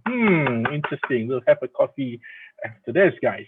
Okay, Puan, some last thoughts, some thoughts about how do we get this done? Me, as looking at this issue, yes, correct. We have a lot of policy, we have a lot of framework, but two things that we need to empower and also adopt in our mindset is, first, in each of the players or each of us as an individual, we have to have this mindset group that we are willing to learn, unlearn, relearn, co-learn, and co-create. So if we have this mindset of this learn, unlearn, relearn, co-learn, and co-create, we will not be outdated. Nevertheless, if we are 5 series, 6 series, or whatever generation we are, but we're willing to learn. If we have that mindset, I think any framework, any policy that we want to implement, we can implement. Number 2 is communication and engagement. From our study, we found out we have a good policy, we have good action plan, we have good framework. When you go to implementation, it doesn't trickle down. So that's why for my STIE, with today's engagement, this is our 120 or 115 engagement, just to reach out, explain, because by understanding the philosophy of the policy or the framework, then empower them, let them come up with solution using the knowledge and technology, using the mantra of learn, unlearn, relearn, co-learn, and co-create. With that kind of mindset, I think Malaysia can go far.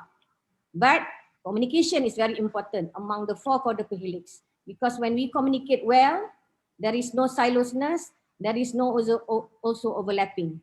With that, we use our resources that we have towards the fullest impact that we would like to do.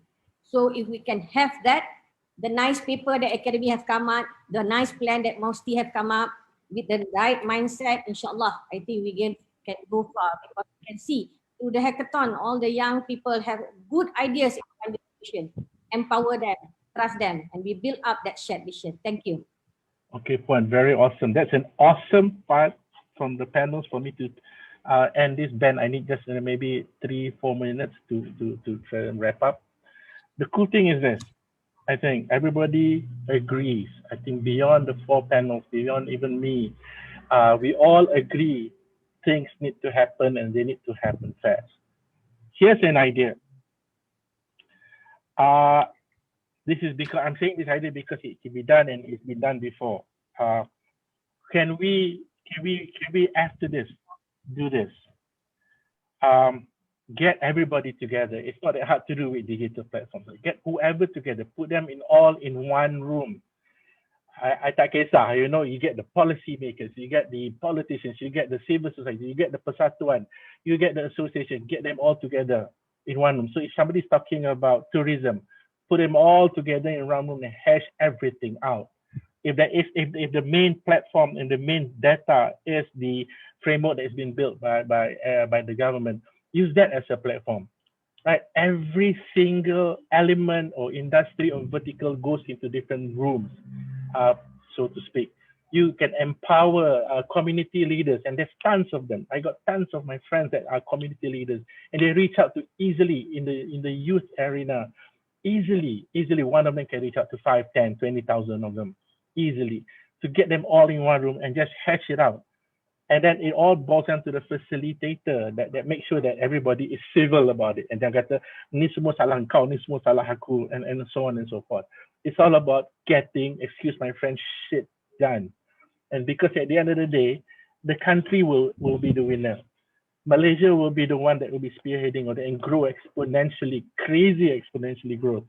So the last part is that everybody who wants to do this, we all know this, but who's going to take the role to do it? Siapa nak initiate? Do we get the government to say, aku tunggu government buat sekali lagi, or do we go back to the society, aku tunggu aku, and all that else, right?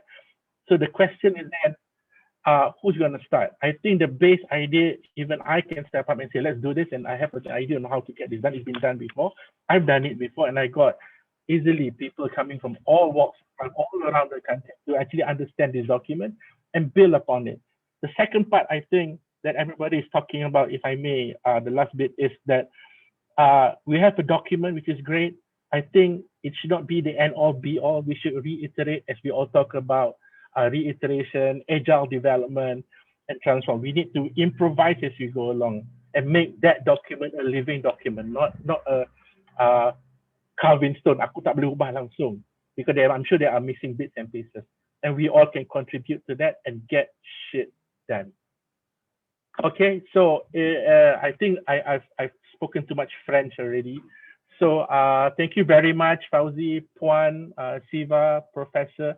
I wish we could meet in real life and I have strong coffee. And I'm sure Ben will have something funny to say about all of us.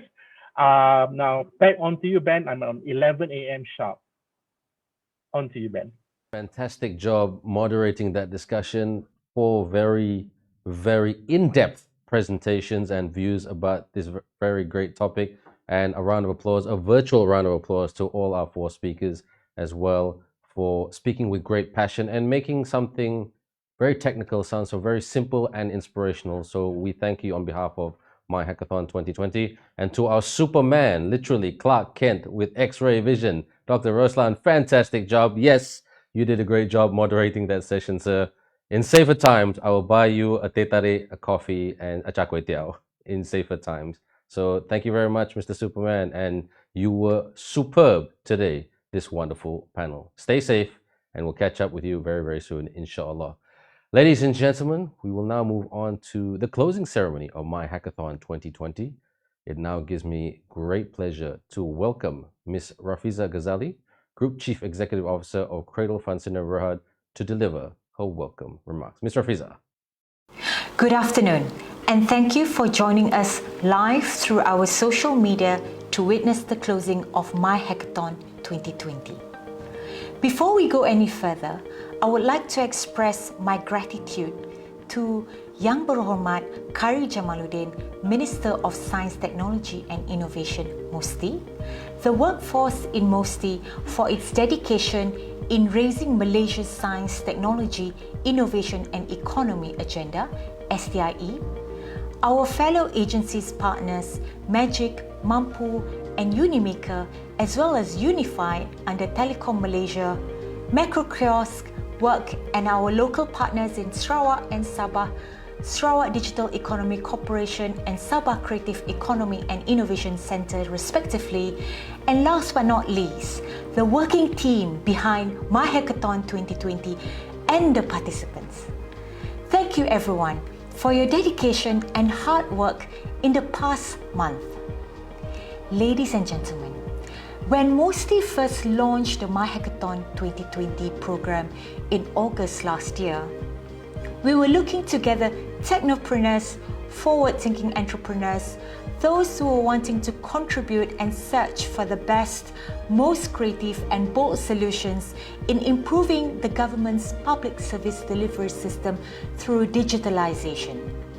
Looking back on what we have achieved in the last 4 months, it was really remarkable to see the Rakyat technopreneur community coming together in searching for solutions despite challenges caused by the pandemic. We are very impressed with the digital solutions found locally through MYHACKATHON 2020 under its 6 themes: Prihatin Rakyat, Rakyat Sihat Sejahtera, Ilmu Pelita Hidup, Bina Negara, Nilai Keluarga Asas Pembangunan dan Rakyat Produktif. MYHACKATHON 2020 shows that science, technology and innovation are not just for intellectuals but part of our everyday lives. This program also showed how digitalization improves our standard of living, drives innovation, creates opportunities for businesses and industry, and strengthens the nation. Not only that, the critical thinking, problem solving, and communication skills that the participants have learned, developed, and applied during the entire course of MYHACKATHON 2020 is also an important foundation for them in the future.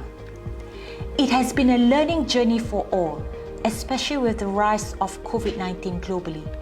We realized that in order to ensure our nation keeps pushing through and staying ahead, we have to improve, adopt, and adapt faster with the help of technology. Just look at how we run this program, which was held 90% virtually. Even though the initial plan was to hold it physically, it is possible to move forward in this new norm through digitalization. MYHACKATHON 2020 is also an example of Malaysians coming together, embracing the Kita Jaga Kita spirit and sharing innovative solutions to enable us to meet the modern world's greatest challenges. Para hadirin, hari ini kita telah menyaksikan dan merasai satu lagi inovasi yang dibawa oleh MYHACKATHON 2020 bagi penutupan program. Acara pameran yang biasanya dilakukan secara fizikal di dalam Dewan, we repackage and present it online without compromising its interactive features and experience, allowing everyone to participate in the event no matter where the location is.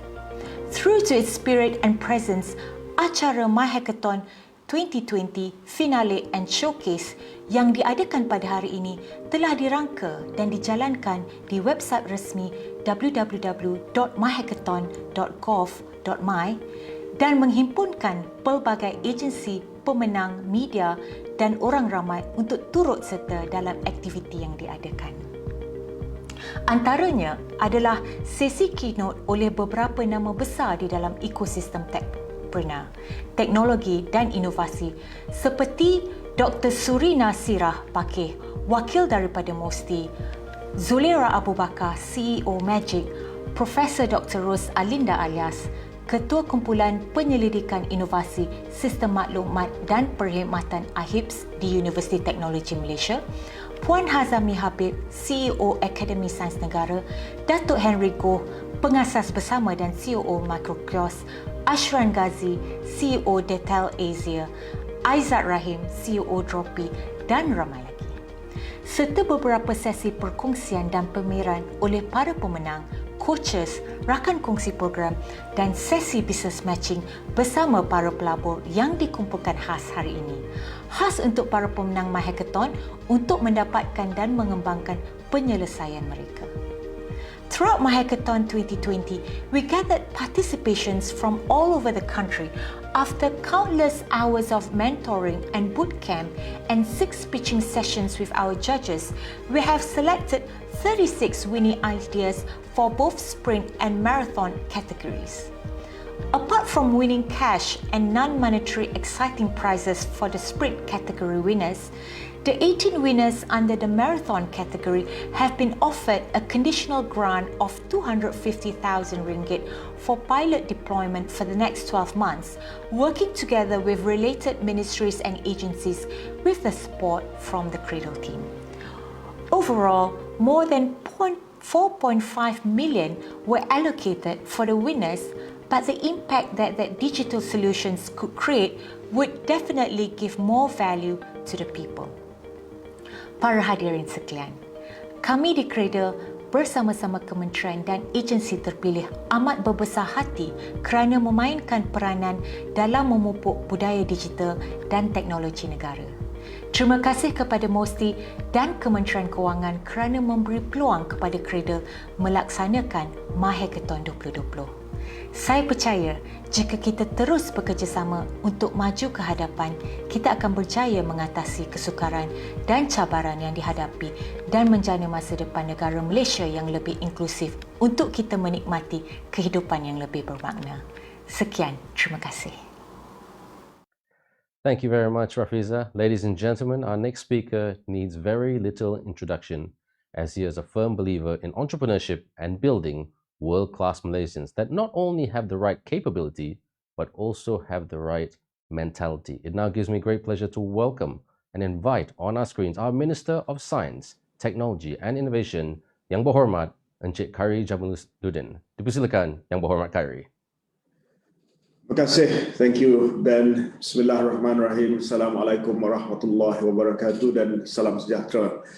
Alhamdulillah, kita sudah sampai ke acara kemuncak MYHACKATHON 2020, di mana hari ini kita meraihkan para pemenang program MYHACKATHON dari seluruh negara yang telah berjaya menghasilkan banyak solution, digital solution yang kreatif untuk meningkatkan government delivery ataupun penyampaian perkhidmatan awam utama kepada rakyat.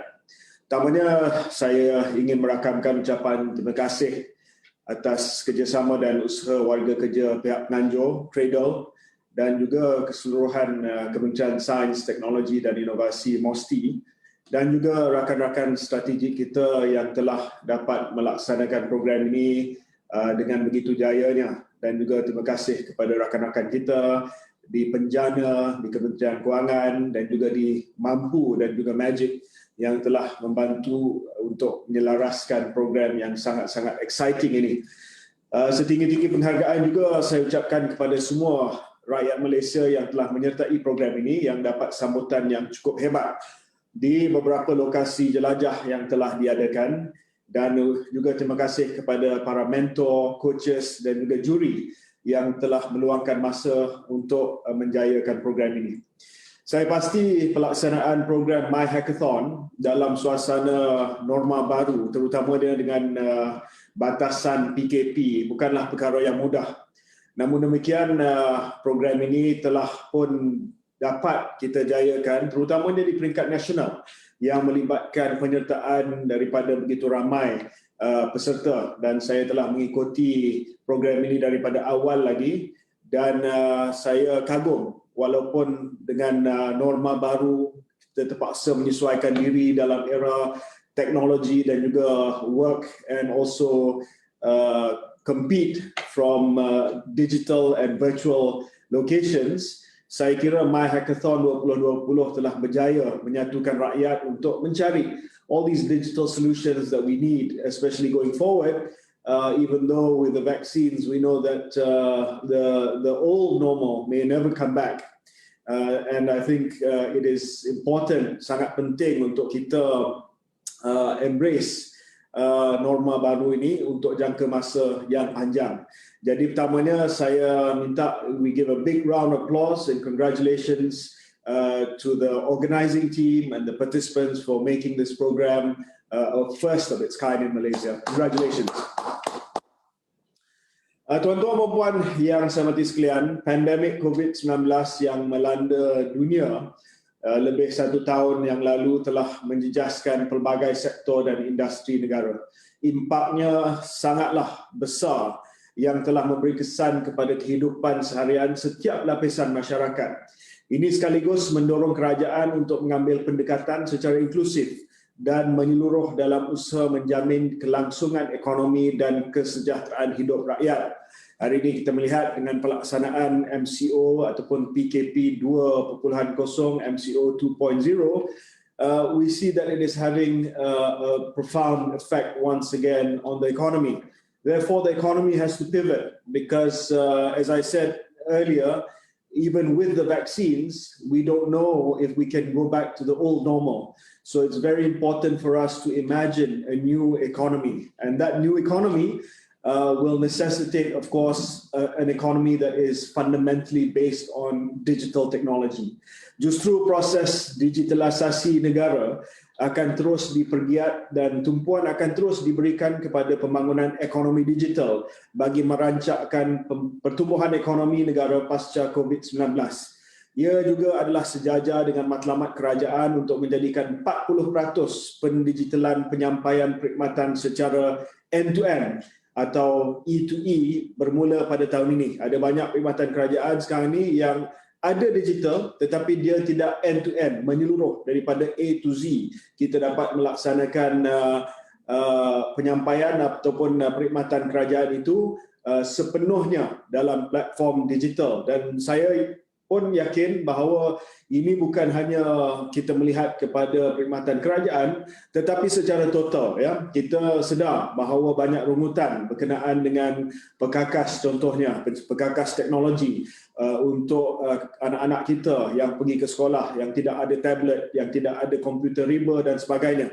We are looking at this seriously to try to assist as many Malaysians as possible so that they have the access. It's one thing wanting to move to digital platforms, but kalau kita tidak ada access dan kalau kita ada inequity dalam akses kepada digital, sama ada perkakas, sama ada connectivity dan sebagainya, ini akan menimbul masalah yang besar. And we are listening to the rakyat. We are very concerned and we're going to do something about this. Dan juga PM telah melancarkan program jendela untuk memastikan bahawa connectivity kita, ya, connectivity 4G, connectivity internet yang pantas dapat dipercepatkan lagi, terutamanya di kawasan-kawasan yang mana liputan itu masih lagi tidak ada. Termasuk jugalah sebahagian daripada kawasan saya di Rembau, ya, 4G banyak tempat ada di Rembau, tapi ada juga beberapa kawasan yang tidak ada 4G, dan kita usahakan supaya kita dapat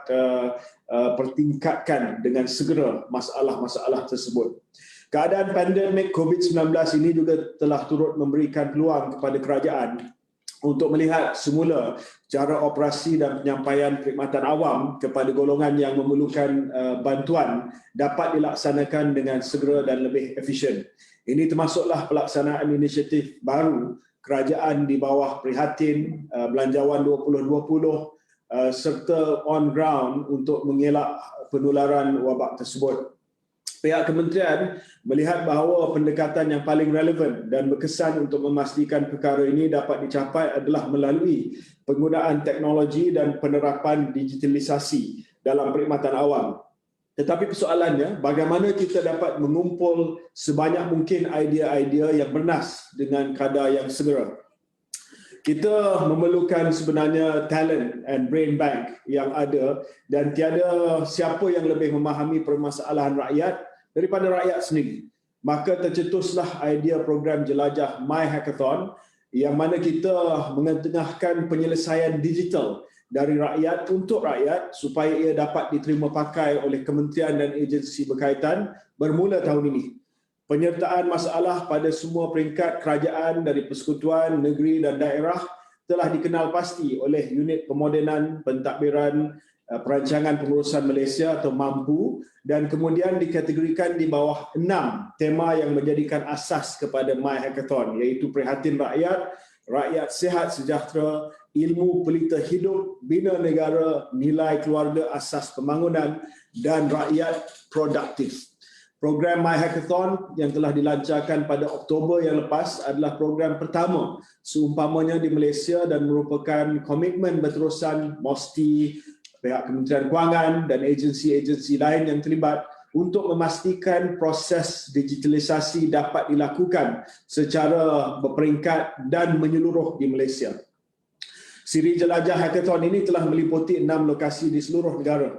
Bermula daripada Kuala Lumpur, kemudian beralih ke Kuala Terengganu, ke Johor Bahru, Kuching, Pulau Pinang dan telah berakhir di negeri di bawah Bayu di Kota Kinabalu. Kesemua siri jelajah ini telah diadaptasi dan diadakan 100% secara dalam talian, termasuklah sesi pitching para peserta. Hasilnya, kita telah berjaya mengumpulkan dan mengenal pasti 36 solutions yang diangkat sebagai pemenang dan berpotensi untuk digilap bagi menerajui proses digitalisasi perkhidmatan awam. Melalui MYHACKATHON, kita dapat menggalakkan pertumbuhan dan perkembangan teknopreneur negara, terutamanya dari kalangan belia. Ini akan mengurangkan kebergantungan kepada teknologi luar dan juga kepada buruh asing, selari dengan dasar sains dan teknologi negara dan juga MySTI yang bertujuan memperhebatkan usaha pembangunan dan penggunaan teknologi tempatan dalam usaha mentransformasikan negara daripada pengguna teknologi kepada pembangun teknologi. Dan inilah matlamat perjuangan utama saya adalah untuk kita promote local technology for national solutions. Usaha-usaha beginilah saya kira amat kritikal ketika negara berdepan dengan pandemik COVID-19. Pergerakan secara fizikal yang agak dikawal bagi mencegah penularan jangkitan wabak ini telah memaksa rata-rata kita untuk melakukan pelbagai urusan dan transaksi secara dalam talian.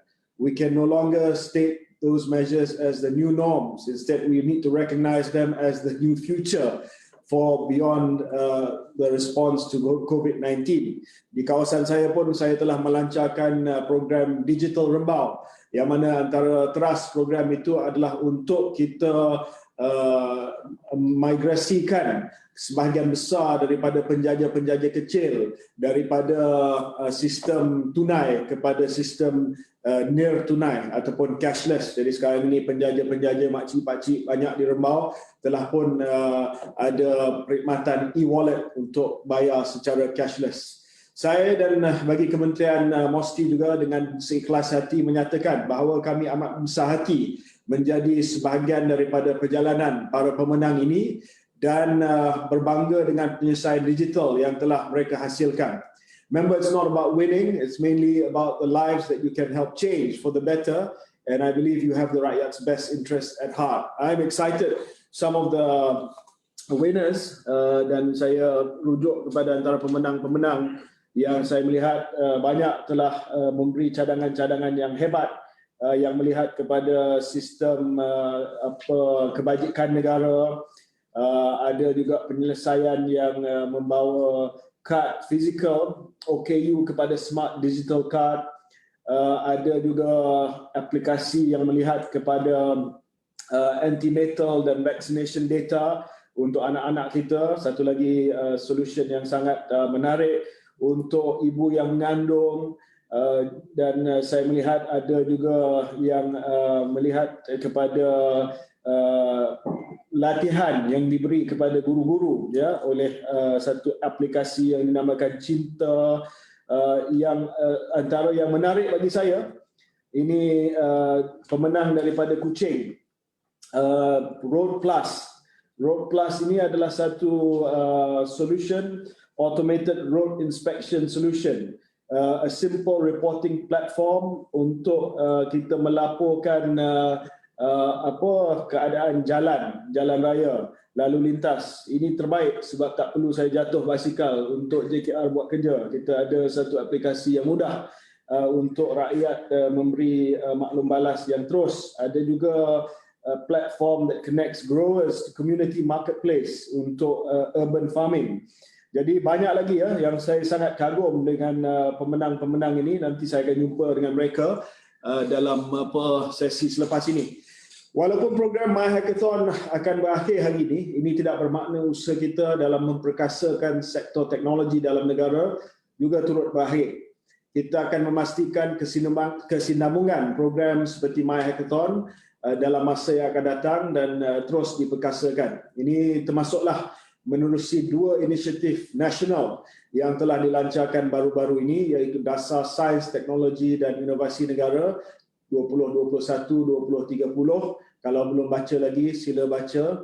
Dan juga rangka kerja 10-10 Sains, Teknologi, Inovasi dan Ekonomi Malaysia MYSTIE. Kita lancarkan MYSTIE sebagai satu statement of intent bahawa pembangunan ekonomi untuk tahun-tahun yang akan datang adalah berasaskan kepada sains, teknologi dan inovasi.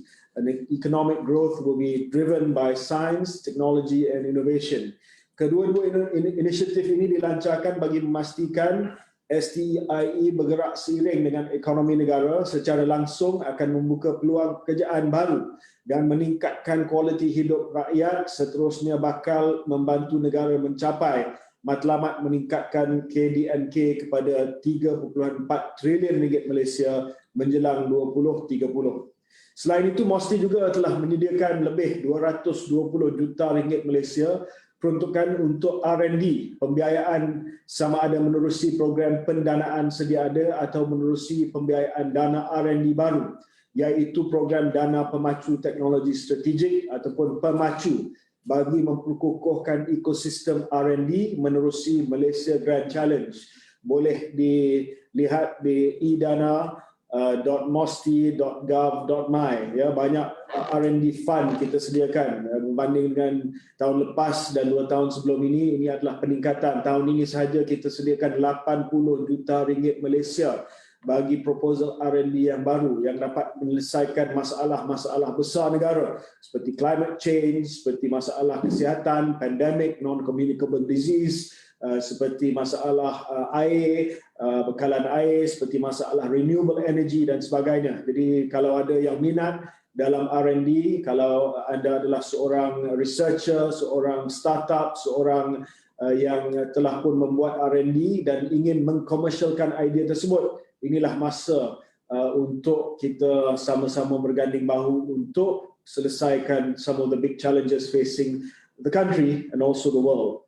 Seperti MYHACKATHON juga yang telah menggariskan problem statements yang pelbagai, Grand Challenge ini juga menggariskan cabaran-cabaran yang memerlukan penyelesaian yang saya sebutkan tadi. So please go there, idana.mosti.gov.my, spread the word to researchers, to the IPT around Malaysia dan juga kepada startup. We need Malaysian solutions, local solutions to our national challenges or national problems. Justru saya mengajak semua pihak untuk kita sama-sama menjayakan Malaysia Grand Challenge, Dasar Sains dan Inovasi Negara dan juga MYSTIE. Sekali lagi saya ucapkan tahniah dan terima kasih kepada semua pihak yang bekerja keras untuk melaksanakan program MYHACKATHON, terutamanya kepada peneraju bersama Cradle, Pusat Inovasi dan Kreativiti Global Malaysia, MAGIC, Mampu, Unimaker, Telekom Malaysia, Micro Kiosk dan rakan agensi tempatan yang lain. Saya ucapkan syabas dan tahniah kepada pemenang-pemenang, kepada semua peserta. Saya ucapkan terima kasih kerana telah mengambil bahagian dan mungkin MYHACKATHON ini boleh menjadi recurring event, if not annually, maybe every 2 years. Kita boleh kembali ke local technology providers untuk hack away at the government to deliver better solutions for the people. Dengan lafaz Bismillahirrahmanirrahim, saya dengan ini menutup majlis MYHACKATHON 2020, the finale and showcase. Terima kasih. Assalamualaikum warahmatullahi wabarakatuh dan salam sejahtera. Waalaikumsalam, YB Kari. Ladies and gentlemen, we thank YB Kari for his time and taking the time out of his busy schedule to share with us his view in terms of his long-term strategy for MOSTI and also MYHACKATHON 2020. We're just going to go for a short break right now, but when we come back, we're going to invite YBKJ to meet up with the participants, the winners of the marathon category. So again, please participate in our quiz and you can win some fantastic prizes from MYHACKATHON 2020. We'll see you very shortly.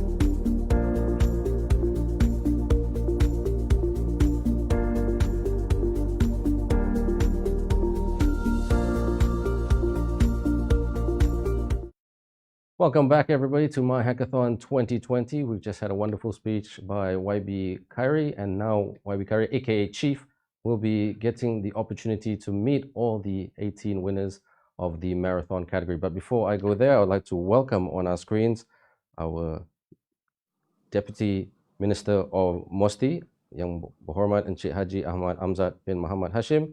Welcome, YB. And then also like to welcome our Cradle Group Chief Executive Officer, Ms. Rafiza Ghazali. Welcome, Rafiza. So let's get things going. So as Chief mentioned earlier, thank you so much, Chief, for mentioning some of the teams in your speech earlier, but I'm just going to introduce the teams one by one very quickly. And teams, don't forget, please put your hand up and give Chief and everybody a big whopping smile, and also everybody watching here today. So in no particular order, my OKU, who won the Kuala Lumpur leg, Rashidi, Sunny, Sufi, and Dia. Put your hand up. Yeah, come on, two hands. Yeah, that's right. It's all about speeding up the process when dealing with OKU applications. And then we have Verkle Trusted Aid, also from the Kuala Lumpur leg, Kokula, Alia, and Sarah. Are you there?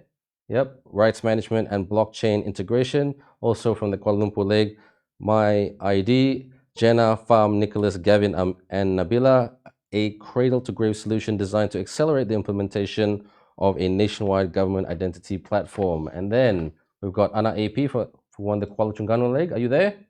Yep. All right. AK, Grace, Rom, Gaul, and Wenning, an app that stores vaccination data. Buku Pink, Nizam, Sharifa, and Daniel. Yes, there we go. Two hands smiling right there. The ultimate solution for medical record keeping. From the Johor leg, Iskandar, Rosimi, and Alas, two-man show. Okay. Using augmented reality to help the OKU community. Also from Johor, Anak to You Classroom Johor, Muzaffar, Anik, Arif, and Sakwan, Classroom Learning and Management System. That's right. Cinta, there's always someone who is in love with their work, of course. So Cinta, also from the Johor leg. Khairul, Akmal, Suhaimi, continuous improvement in teaching applications. Well done.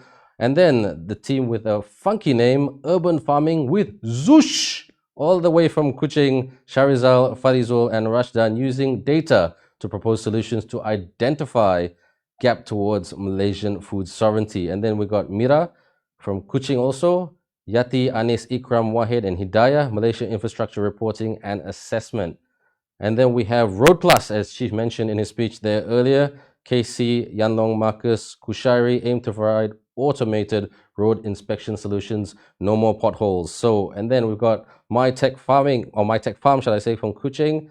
Kenzo, Philip, Shu, Hua, Yao, Chong, and Urban Farming. Are you there? Yes, you are. Thank you so much. Boss Boleh, dari Penang. That's a great name. Billy, Daphne, and Angie. Boss Boleh is a platform that benefits company secretaries, entrepreneurs, and agency investors. And then Mak Metro from Penang. Mak Metro, yep, thank you. Okay, Dr. Khairul, Haida, Arjun, and Anita, DIY projects, but all about safety as well. ARMS from Penang, Rizal, Mim, Shaiza, Ame, Shake, customer relationship management. Just a few more groups to go.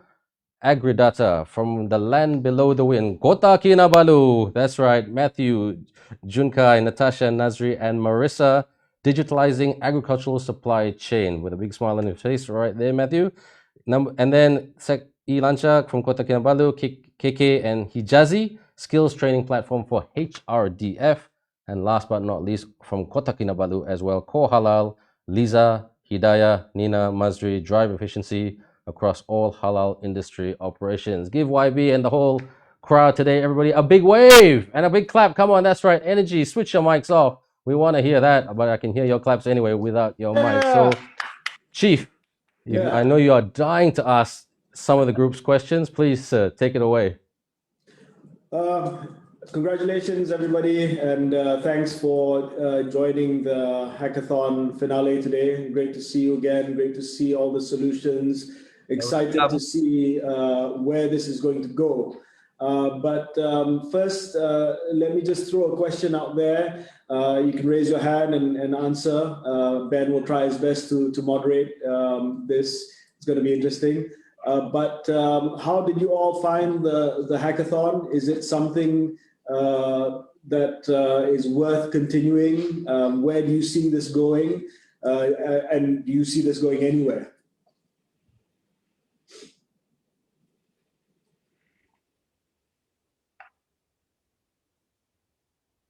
Hi, good afternoon, YB. Yeah, I think my experience through MYHACKATHON, it was fantastic. It was done very well, especially Ben. He moderated everything very nicely. And I think it's a very good initiative by the government. And we want to thank you from AgriData. Thank you so much, because I think it gives us citizens, us Malaysian, to participate in a solution for the whole of Malaysia. Thank you, Thanks, YB. Matthew. Okay, anybody else? They have their hands Okay, up, who's that there? digital virtual hands. Rashidi, I saw Rashidi's hand. Sorry, don't hate me, because as soon as I see a hand go up like school, I'm going to pick on that hand. Assalamualaikum YB. Salam. First, it's a great honor to be talking to you. So to answer your question, I think MYHACKATHON should be continued in the future, primarily because I think the government also needs help, right? From the people like us, who are innovators, who have ideas about how to help the government. I think this is a great channel to do that. Yeah. Thank you, YB.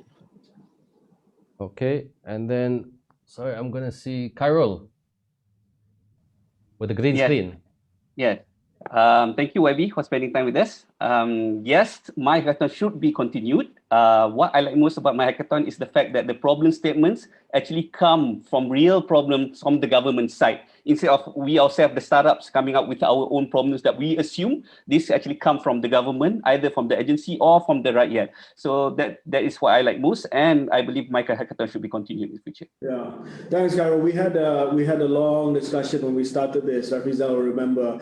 I insisted that she go to all the ministries and get the problem statement, because kalau di general, we don't know what we're looking at, where the pain points are. So we really went down, and congratulations to Rafiza and our friends from Mampu and Magic, because to me, innovation has to solve problems, and we have to identify those problems first, where the bottlenecks are, where the pain points are.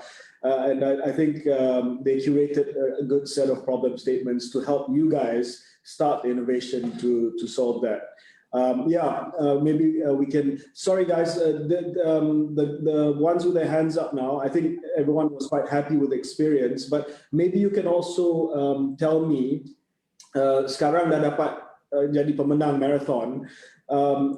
Where do you see yourself taking this your idea? We're providing some funding. I think Rafiza and Cradle have tried to connect you with some investors. Some of you have been referred to the NTIS, which is our Technology and Innovation Sandbox. But where do you see yourself and your idea in the next 12 months? Okay, Jenna and Fang, you guys had your hand up very early.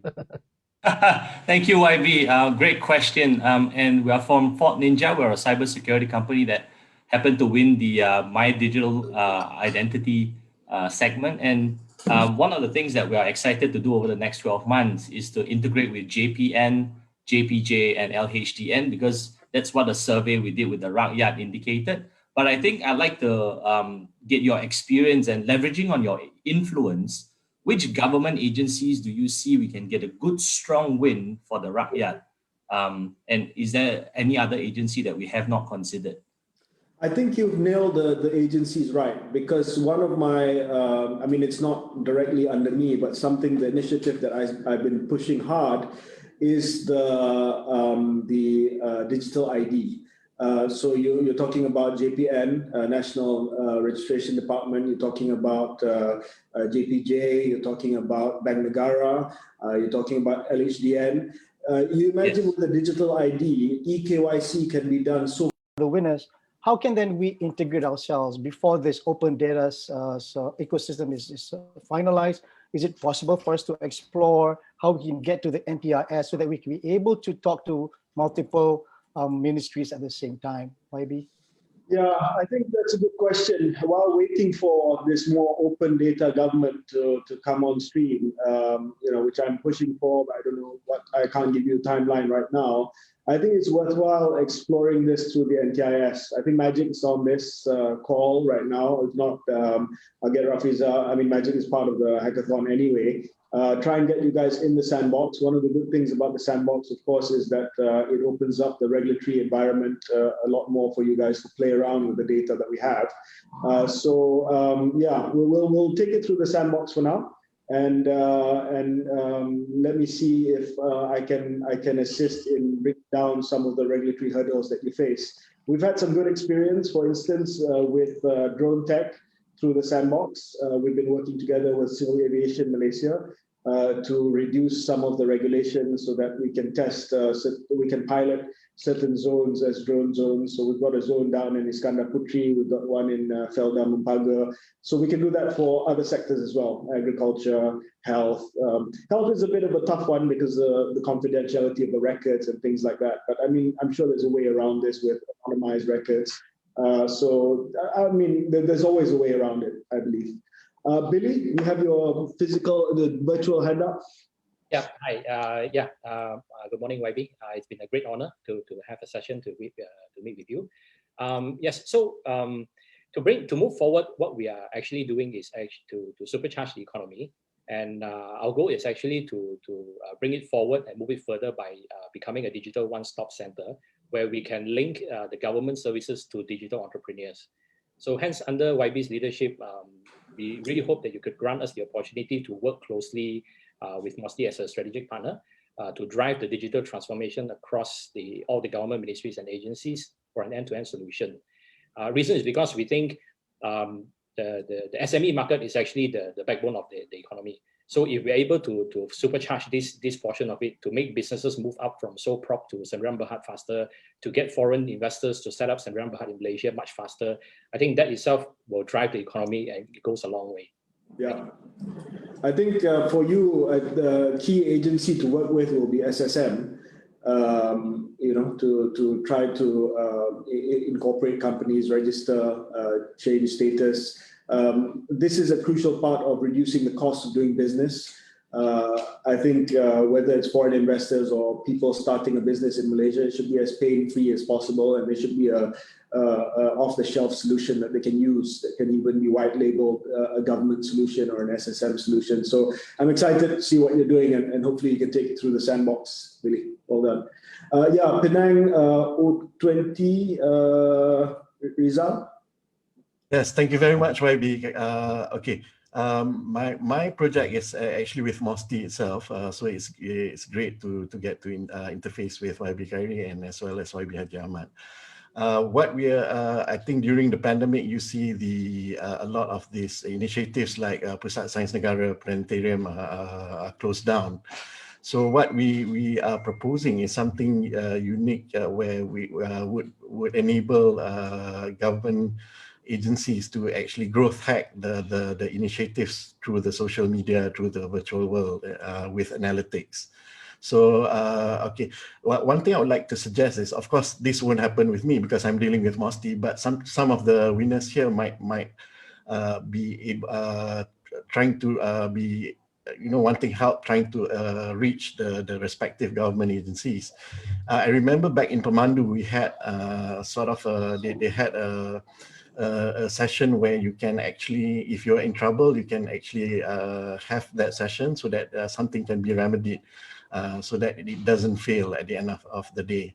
So if we could have some mechanisms in place so that to ensure that at least we give each and every one of these winners a chance to smoothen, at least to get a proper buy-in with the other agencies and a multitude of ministries and things like that, I think that would help a lot, because that is mainly our biggest challenge is but I'm glad I'm under MOSTI lah. So okay, then, thank you.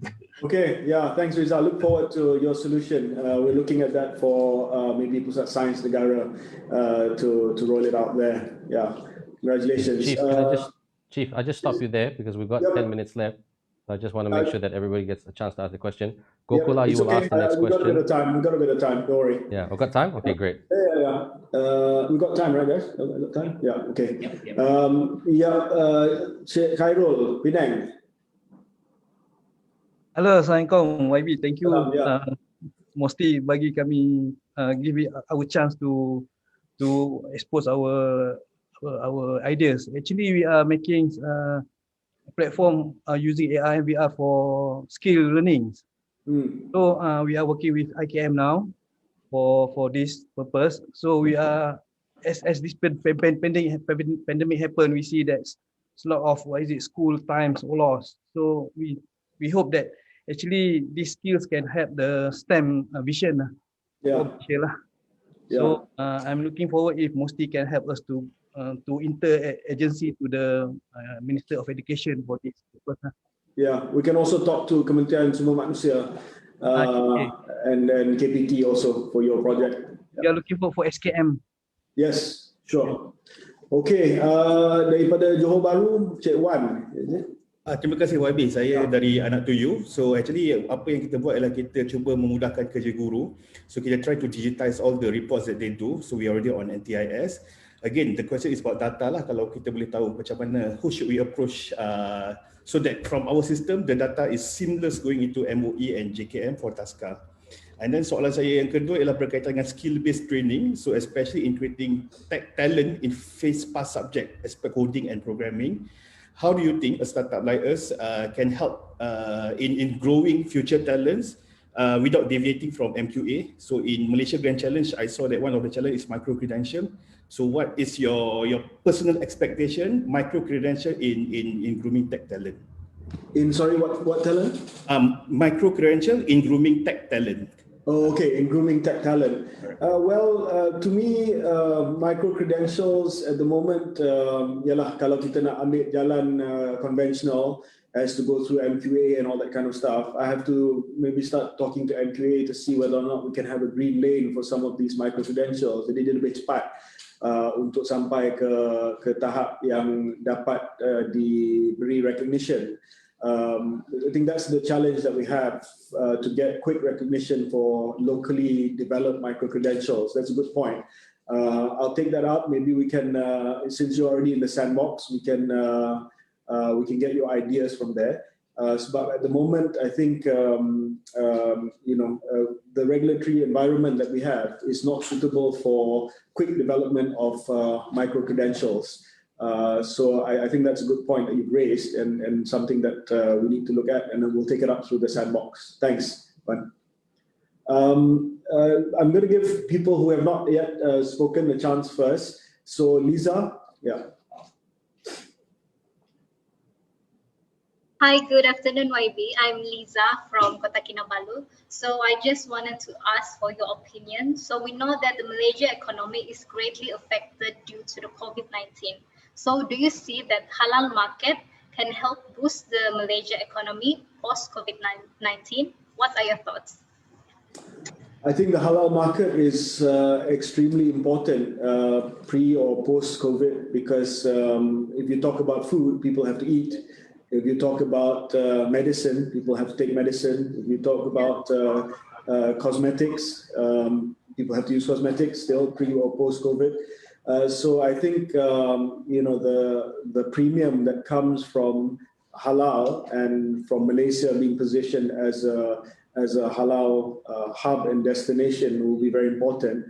But I think it's choosing the niche areas for halal that will be important. So for instance, under the 10 by 10 STIE framework, we identified as one of the 30 niche areas halal superfoods as a value add area. So you don't go for the lower value add food that you get from some of the other manufacturers, but you look at the higher end food. And now the food market, very discerning. So I think if you look at premium halal foods and position Malaysia as a manufacturing destination would be an area which I would seriously look at. So as part of the grand challenges, we are opening up grants for research and commercialization into halal premium food. So, hopefully you can participate in that as well.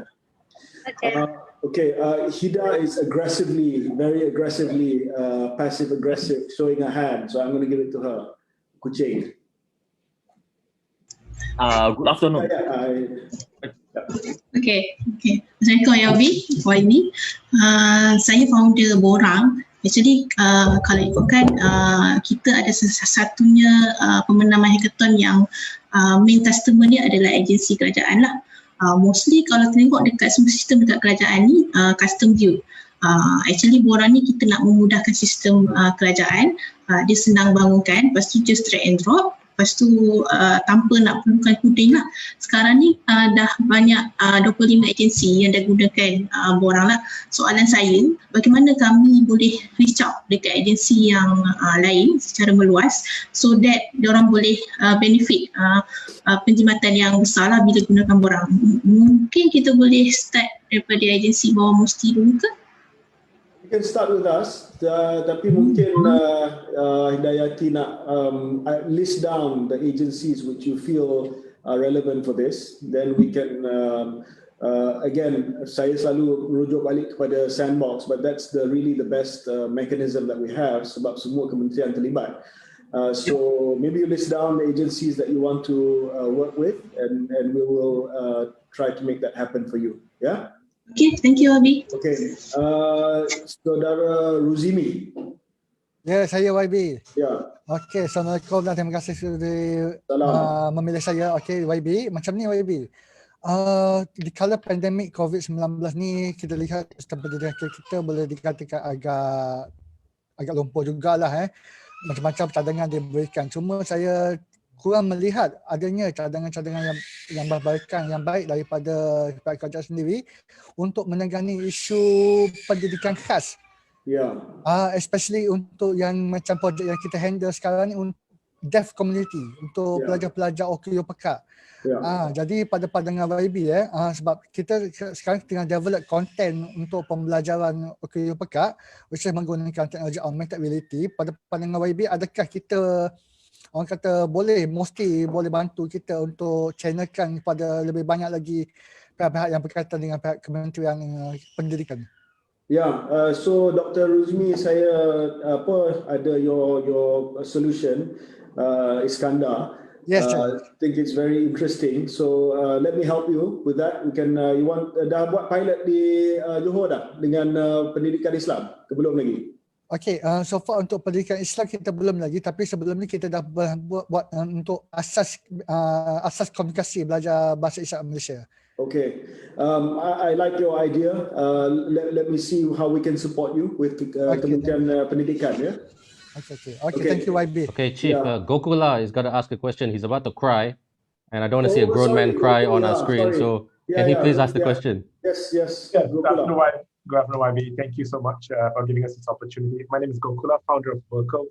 So we specialize in building tech around digitizing payments for social aid, giving visibility and control to the agency and government. So since winning the MYHACKATHON, it's given us an opportunity to go out and start building this ready to be validated with JKM. But while we wait for this opportunity to come up with the JKM, and given that the MCO is happening, is there any way that now that we've already built something that we can try out that we can actually extend it to even Mosti or even yourself to trial this out to start distributing digitally aid to the poor?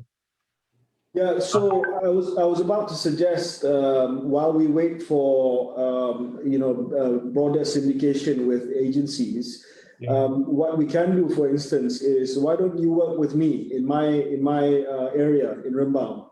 Let's test your solution there. I can get, because I'm launching this digital initiative in my area, and I see that with your platform we can run the aid program and then track who receives benefits and things like that. Let's work together in my kawasan and get you connected with my guys. Yeah. All right. So do we reach out to Cradle on this or?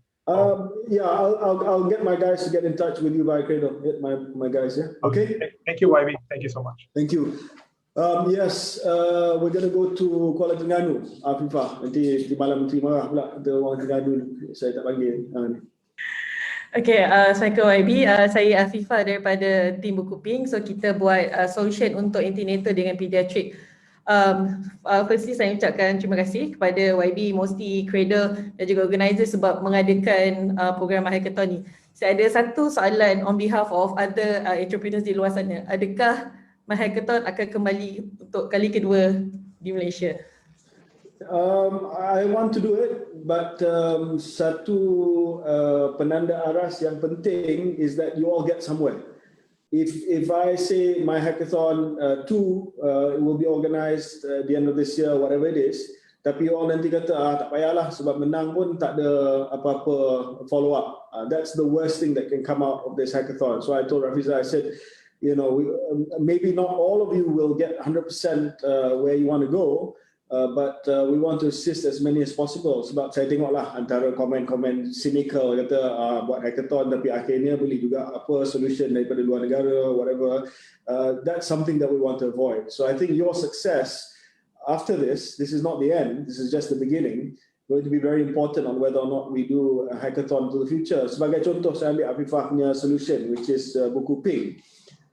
How can buku pink integrate with whatever it is that electronic patient records yang sedang dibangunkan oleh Kementerian Kesihatan, the interoperability, you know, because that's going to be important. Saya tahu kementerian-kementerian ni dia banyak perolehan sistem-sistem yang besar-besar, but it's the interoperability with applications that are designed by innovators like you. That's the most important thing. It's not just the data, the API that you build, but katalah ramai yang suddenly nampak buku pink is very useful, very user-friendly. So can that sync with the prenatal records in the hospital dengan mudah? So maybe Afifah boleh komen sikit, how are you thinking about integrating dengan government hospital punya record keeping? Okay, berdasarkan kita punya meeting bersama dengan MYH hari itu, one of the concern is whether our system can help to centralize system bila pergi ke klinik kesihatan dan juga ke hospital or even to private hospital itself. So this is our aim, sebab when we enter MYHACKATHON, we want to understand the problem coming from the MYH itself. So bila kita dah dapat more input, then for us, we can actually design the product essentially to fit the market. So from our side, we're actually looking forward actually to help to smoothen the process, but not to disrupt. So kita akan tolong memudahkan proses mana yang ada, especially ketika COVID ni, kita nak mengurangkan chance jangkitan COVID. So we look forward actually buku pink actually to be in the klinik kesihatan dan juga hospital kerajaan. Okay, good luck. Daripada Kuching 0031 first. Hi, good afternoon, Bagi. I'm Philip Lu. Solving food security through urban farming. So in order to move the urban farming forward and faster, we encounter some issues that when doing installation of structures and greenhouses, it will involve authority approval from the local authority. So is there any way of green lane or leeways that we can have so that we can smoothen and speed up the speed of these installations? Yeah, so one complication, of course, with local government is that it's all over the place, and we don't control it at the federal level. But maybe we can work together with you and identify what are the actual permits and obstacles that you face, and have a central guideline under KPKT that can be shared with all the PBT. So it's easy. We can start with, for instance, Majlis Bandaraya Kuching. And then get your experience there, and then move it and then replicate it around the country. That's yes. Yeah, in fact, we have a project in KL, for example. The client, the fund is ready, but then DBKL is not open, and we cannot submit all those documentations, and therefore the project is being stalled. Okay, that's where we come in. We come in to help you with the regulatory stuff there. So Cradle will get you in touch with the sandbox, and we can help there. What in particular DBKL tak bagi buat? Tak buka MCO. Oh, tak buka sebab MCO. Okay, we'll try and get around that. Okay. Next time we get DBKL to be the agency problem statement. Yes. Yes, Kuching 009, Kuching 9. Afternoon, YB. My name is Marcus. Okay, here I have one question regarding. I wish to see your opinion regarding oligolomy and this monopoly policy. For us, we are doing the robot hall, as you know. So, but this solution, we can actually expand it to many features in future. But for this if we have this oligopoly policy, meaning to say we will have a lot of competitor fighting about the pricing and so on. So we will not be able to gain profit and then to continue to develop our product into a more comprehensive platform. But if we do, if we will talk about this monopoly, maybe the public will make noise about this about it. So I wish to see your opinion about this. Well, I mean that's the tough part about tech, isn't it?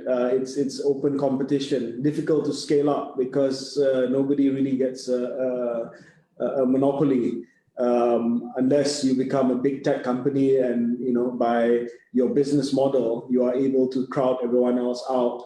But what we can do is again taking through the hackathon, taking it through the sandbox. I wouldn't say that it gives you a monopoly or oligopoly, but it certainly gives you preferential access to government departments. It gives you a green lane through regulatory. So it gives you a first mover advantage.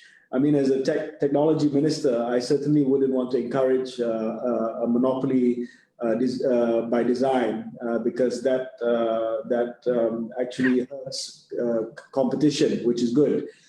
So I think what we can do is, after we've curated the technology and the project, we like it, we can fund you, we can create an ecosystem, we can give some preferential access. But I think the competition, the competitiveness needs to be there for a healthy ecosystem.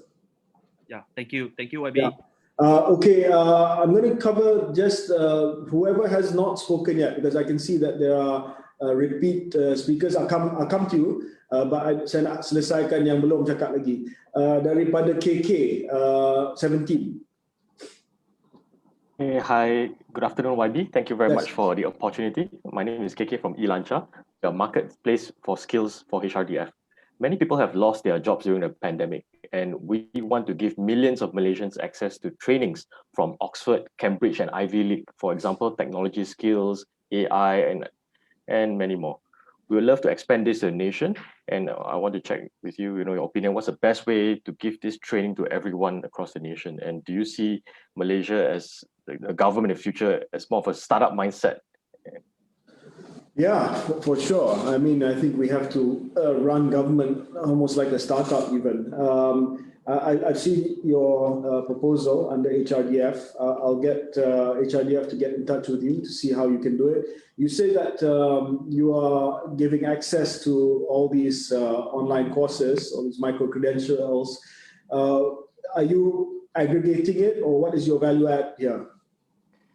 We make it easy for the whole nation to find all the trainings from the top universities in the world, and also provide the trainings from our trainers across the nation. So we help reduce the bottleneck, the time taken to apply for trainings, and make the whole trainings much accessible to everyone.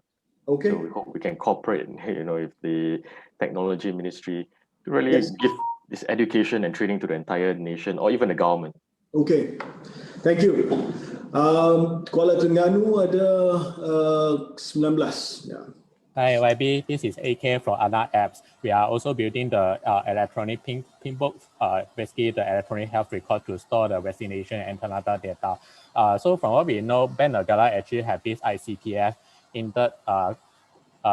interoperability credit transfer frameworks. So just now you highlighted a good point, which is the health system currently is very siloed, so we don't speak to each other. But for us to make this happen, I think there should be a framework coming from the MOH or from the central governments that has a centralized interoperability protocol that can allow us to talk to each other. What do you think about this, YB? I agree with you 100%. It's just getting that going. I mean, one thing about my ministry is that it's cross-cutting, but I come across other ministries and their bureaucracy. It's sometimes a bit difficult. I'm not complaining. I'm just sharing with you some of the challenges that we face. But I think for electronic records, especially medical records, I think interoperability is the key word there, because you can't possibly build a massive system. It's going to cost too much. But if you have interoperability, then and you decentralize it, then different hospitals, different clinics, different areas, different states, they can have their own system, but it talks to each other in a seamless manner. That's really what we need. And we can get there quicker. We can get to full electronic medical records quicker if we do that, decentralize it. That's what I feel. Okay, now we can take up some of the repeat guys. There's Khairul, there's Billy, there's Rashidi, there's Matthew. Yeah. All right. Webby. So I'm from Pandai, and Pandai is an education app. So we started 12 months ago, but by now, because of the situation, more than 100,000 students are already using Pandai lah. Wow. And thank you for mentioning Cinta in your speech just now. It's a new module for teachers. So apparently in this group, there are like 5 or 6 of us who are tackling education using technology in one way or another. So it's a huge issue now. So just wondering whether Mosti have any collaboration or involved at all to address the issues surrounding school education currently during MCO, especially using technology or innovation? No, at the moment it's all out of KPM, and we're of course ready to help. We've been using our resources have been spread thin in other areas, but I'm happy to support the solutions that have come out of the hackathon through KPM. We've not actually sat down with KPM to have a strategic think about what's happening there. But I think the problem has become more acute as MCO has been extended, because my greatest fear is that we have this lost generation of kids who for 2 years have not been able to go to school, and that's a huge gap in their education life. Yang berada ni tak ada masalah lah, sebab mereka ada connectivity and things like that. They have private education, international school, whatever it is. Even some of the sekolah kebangsaan di kawasan bandar more well equipped. But my concern is of course those who have less fortunate. So I'm happy to take the solutions under MYHACKATHON for education and talk to MOE to see how we can assist them. Yeah. Right. Yep. Hi, YB. Yeah, Billy. Yeah, hi. Thanks for the second chance to ask the question. I'll keep it short. YB, so it's right to mention that we should be working together with SSM regarding the digitization process to make it seamless. But one of the industry issue here is the traditional approach in terms of the compliance matter, such as eKYC and also digital signature, which is not largely accepted yet. So I'd like your opinion, YB, on this issue, on how we can actually drive this and move forward. Some of it is regulatory, some of it is legislation, I believe. So we have to look at it holistically and look at this in the context of rolling out the digital ID, so that things are more seamless. Even I've told my office, I said, why are you coming to see me and asking me to sign things physically? This is already so obsolete. So I think we should start in government and try to adapt away or transform away from this. Yeah. Thank you, Billy. Hi, YB. Good afternoon. Yes, Matthew. Hi. Yeah. As we come from agri data, so we're an agri-tech company. So Malaysia, agriculture is a very huge part of the economy sector that runs Malaysia. So, but a lot of the people that benefit in this agricultural sector is more on big farmers. So that's why we want to initiate to gather small farmers together with pharma or KPD or any government sectors. So what is your plans? What are the plans on the digitizing agriculture sector in Malaysia? It's a huge area, and I really want to work together with you. I have a family farm in Rembau, and if the supply chain is seamless, if there's a algorithm that can match demand and supply, that can guide farmers in terms of pricing, that can predict the price in a 12-month or 18-month cycle, so that you know what to tanam when. This, you're a young farmer. It will increase the yield for and also the profits, pendapatan for our farmers. Right now, they are reliant on whatever demand that they can get from their LPP, lembaga pertubuhan peladang, or whatever buyer that they have, and they can't plan the planting in a much more accurate manner. So I'm happy to work together with you. We can take this. I'm part of the Food Security Cabinet Committee, and we can introduce your solution to Ministry of Agriculture and Food Industries, MAFI, as a solution that can assist young farmers. I'm very interested in this area, actually. Yeah, thank you, YB. Yeah, that's what we are aiming to link, and also for it's good that you're in the food security, because then we can trace when there's any infected goods, then we can trace it from which farm it comes from. Thank you, YB. We can trace it. We can also try to regulate the pricing so that we know that there's enough supply locally. We don't have to get it from Vietnam or Thailand, whatever it is, to smoothen out the pricing cycle and then to make it more predictable for local farmers. Yeah. Yes. This is why we want the impact on farmers in Malaysia. Yeah, and change their life. Yeah. Thank you, YB. Thanks. Thank you. Siapa lagi tadi? Ada lagi? Ya, Rashidi. YB, this is something that I've been meaning to ask you. This is something to do with government digitalization project, specific IT projects. So I believe, through my experience with government project, I think the root cause is to do with the way we finance those IT projects itself. Because the current financing model doesn't really cultivate growth, as compared to the opposing side, like the private sector. We start with MVP and then we grow over time through constant feedback and so on, right? And then we embrace fail fast mechanism. So my question to you, what do you think about, is this something that can be changed in the government, probably through MOSTI? I know it's a long shot because it's involved MOF, but is it something that, what do you think, YB? Yeah, we've been constantly engaging MOF to make procurement for tech better. So we've started by telling them to prioritize local solutions first. But if you have any specific suggestions, for instance, continuous feedback, growing the local vendors who have been identified, then I'm happy to take that to MOF. Just give me your ideas. Okay. Yeah, they're quite open. Right. Thank you, YB. Yeah. Anything else? Kalau tidak ada, okay, daripada Inang. Okay, just based on that, I think through in the US, the grants that has been given out, basically it is followed through by a procurement program by either their Ministry of Defense ataupun, so that ensures that the initial adoptability is tuned to the level before it escalates. I think I was from Cradle, so we still do not haven't solved this bit of ensuring there's adoption. But this MYHACKATHON is brilliant. This is one of the avenue, but there should be actually at least a proof of concept program out there that ensures adoption of new innovative technologies locally homegrown. Yeah, I hate to sound like a broken record, but the continuum is exactly that. I mean, we imagine that it comes through the hackathon, then we put you guys into the NTIS.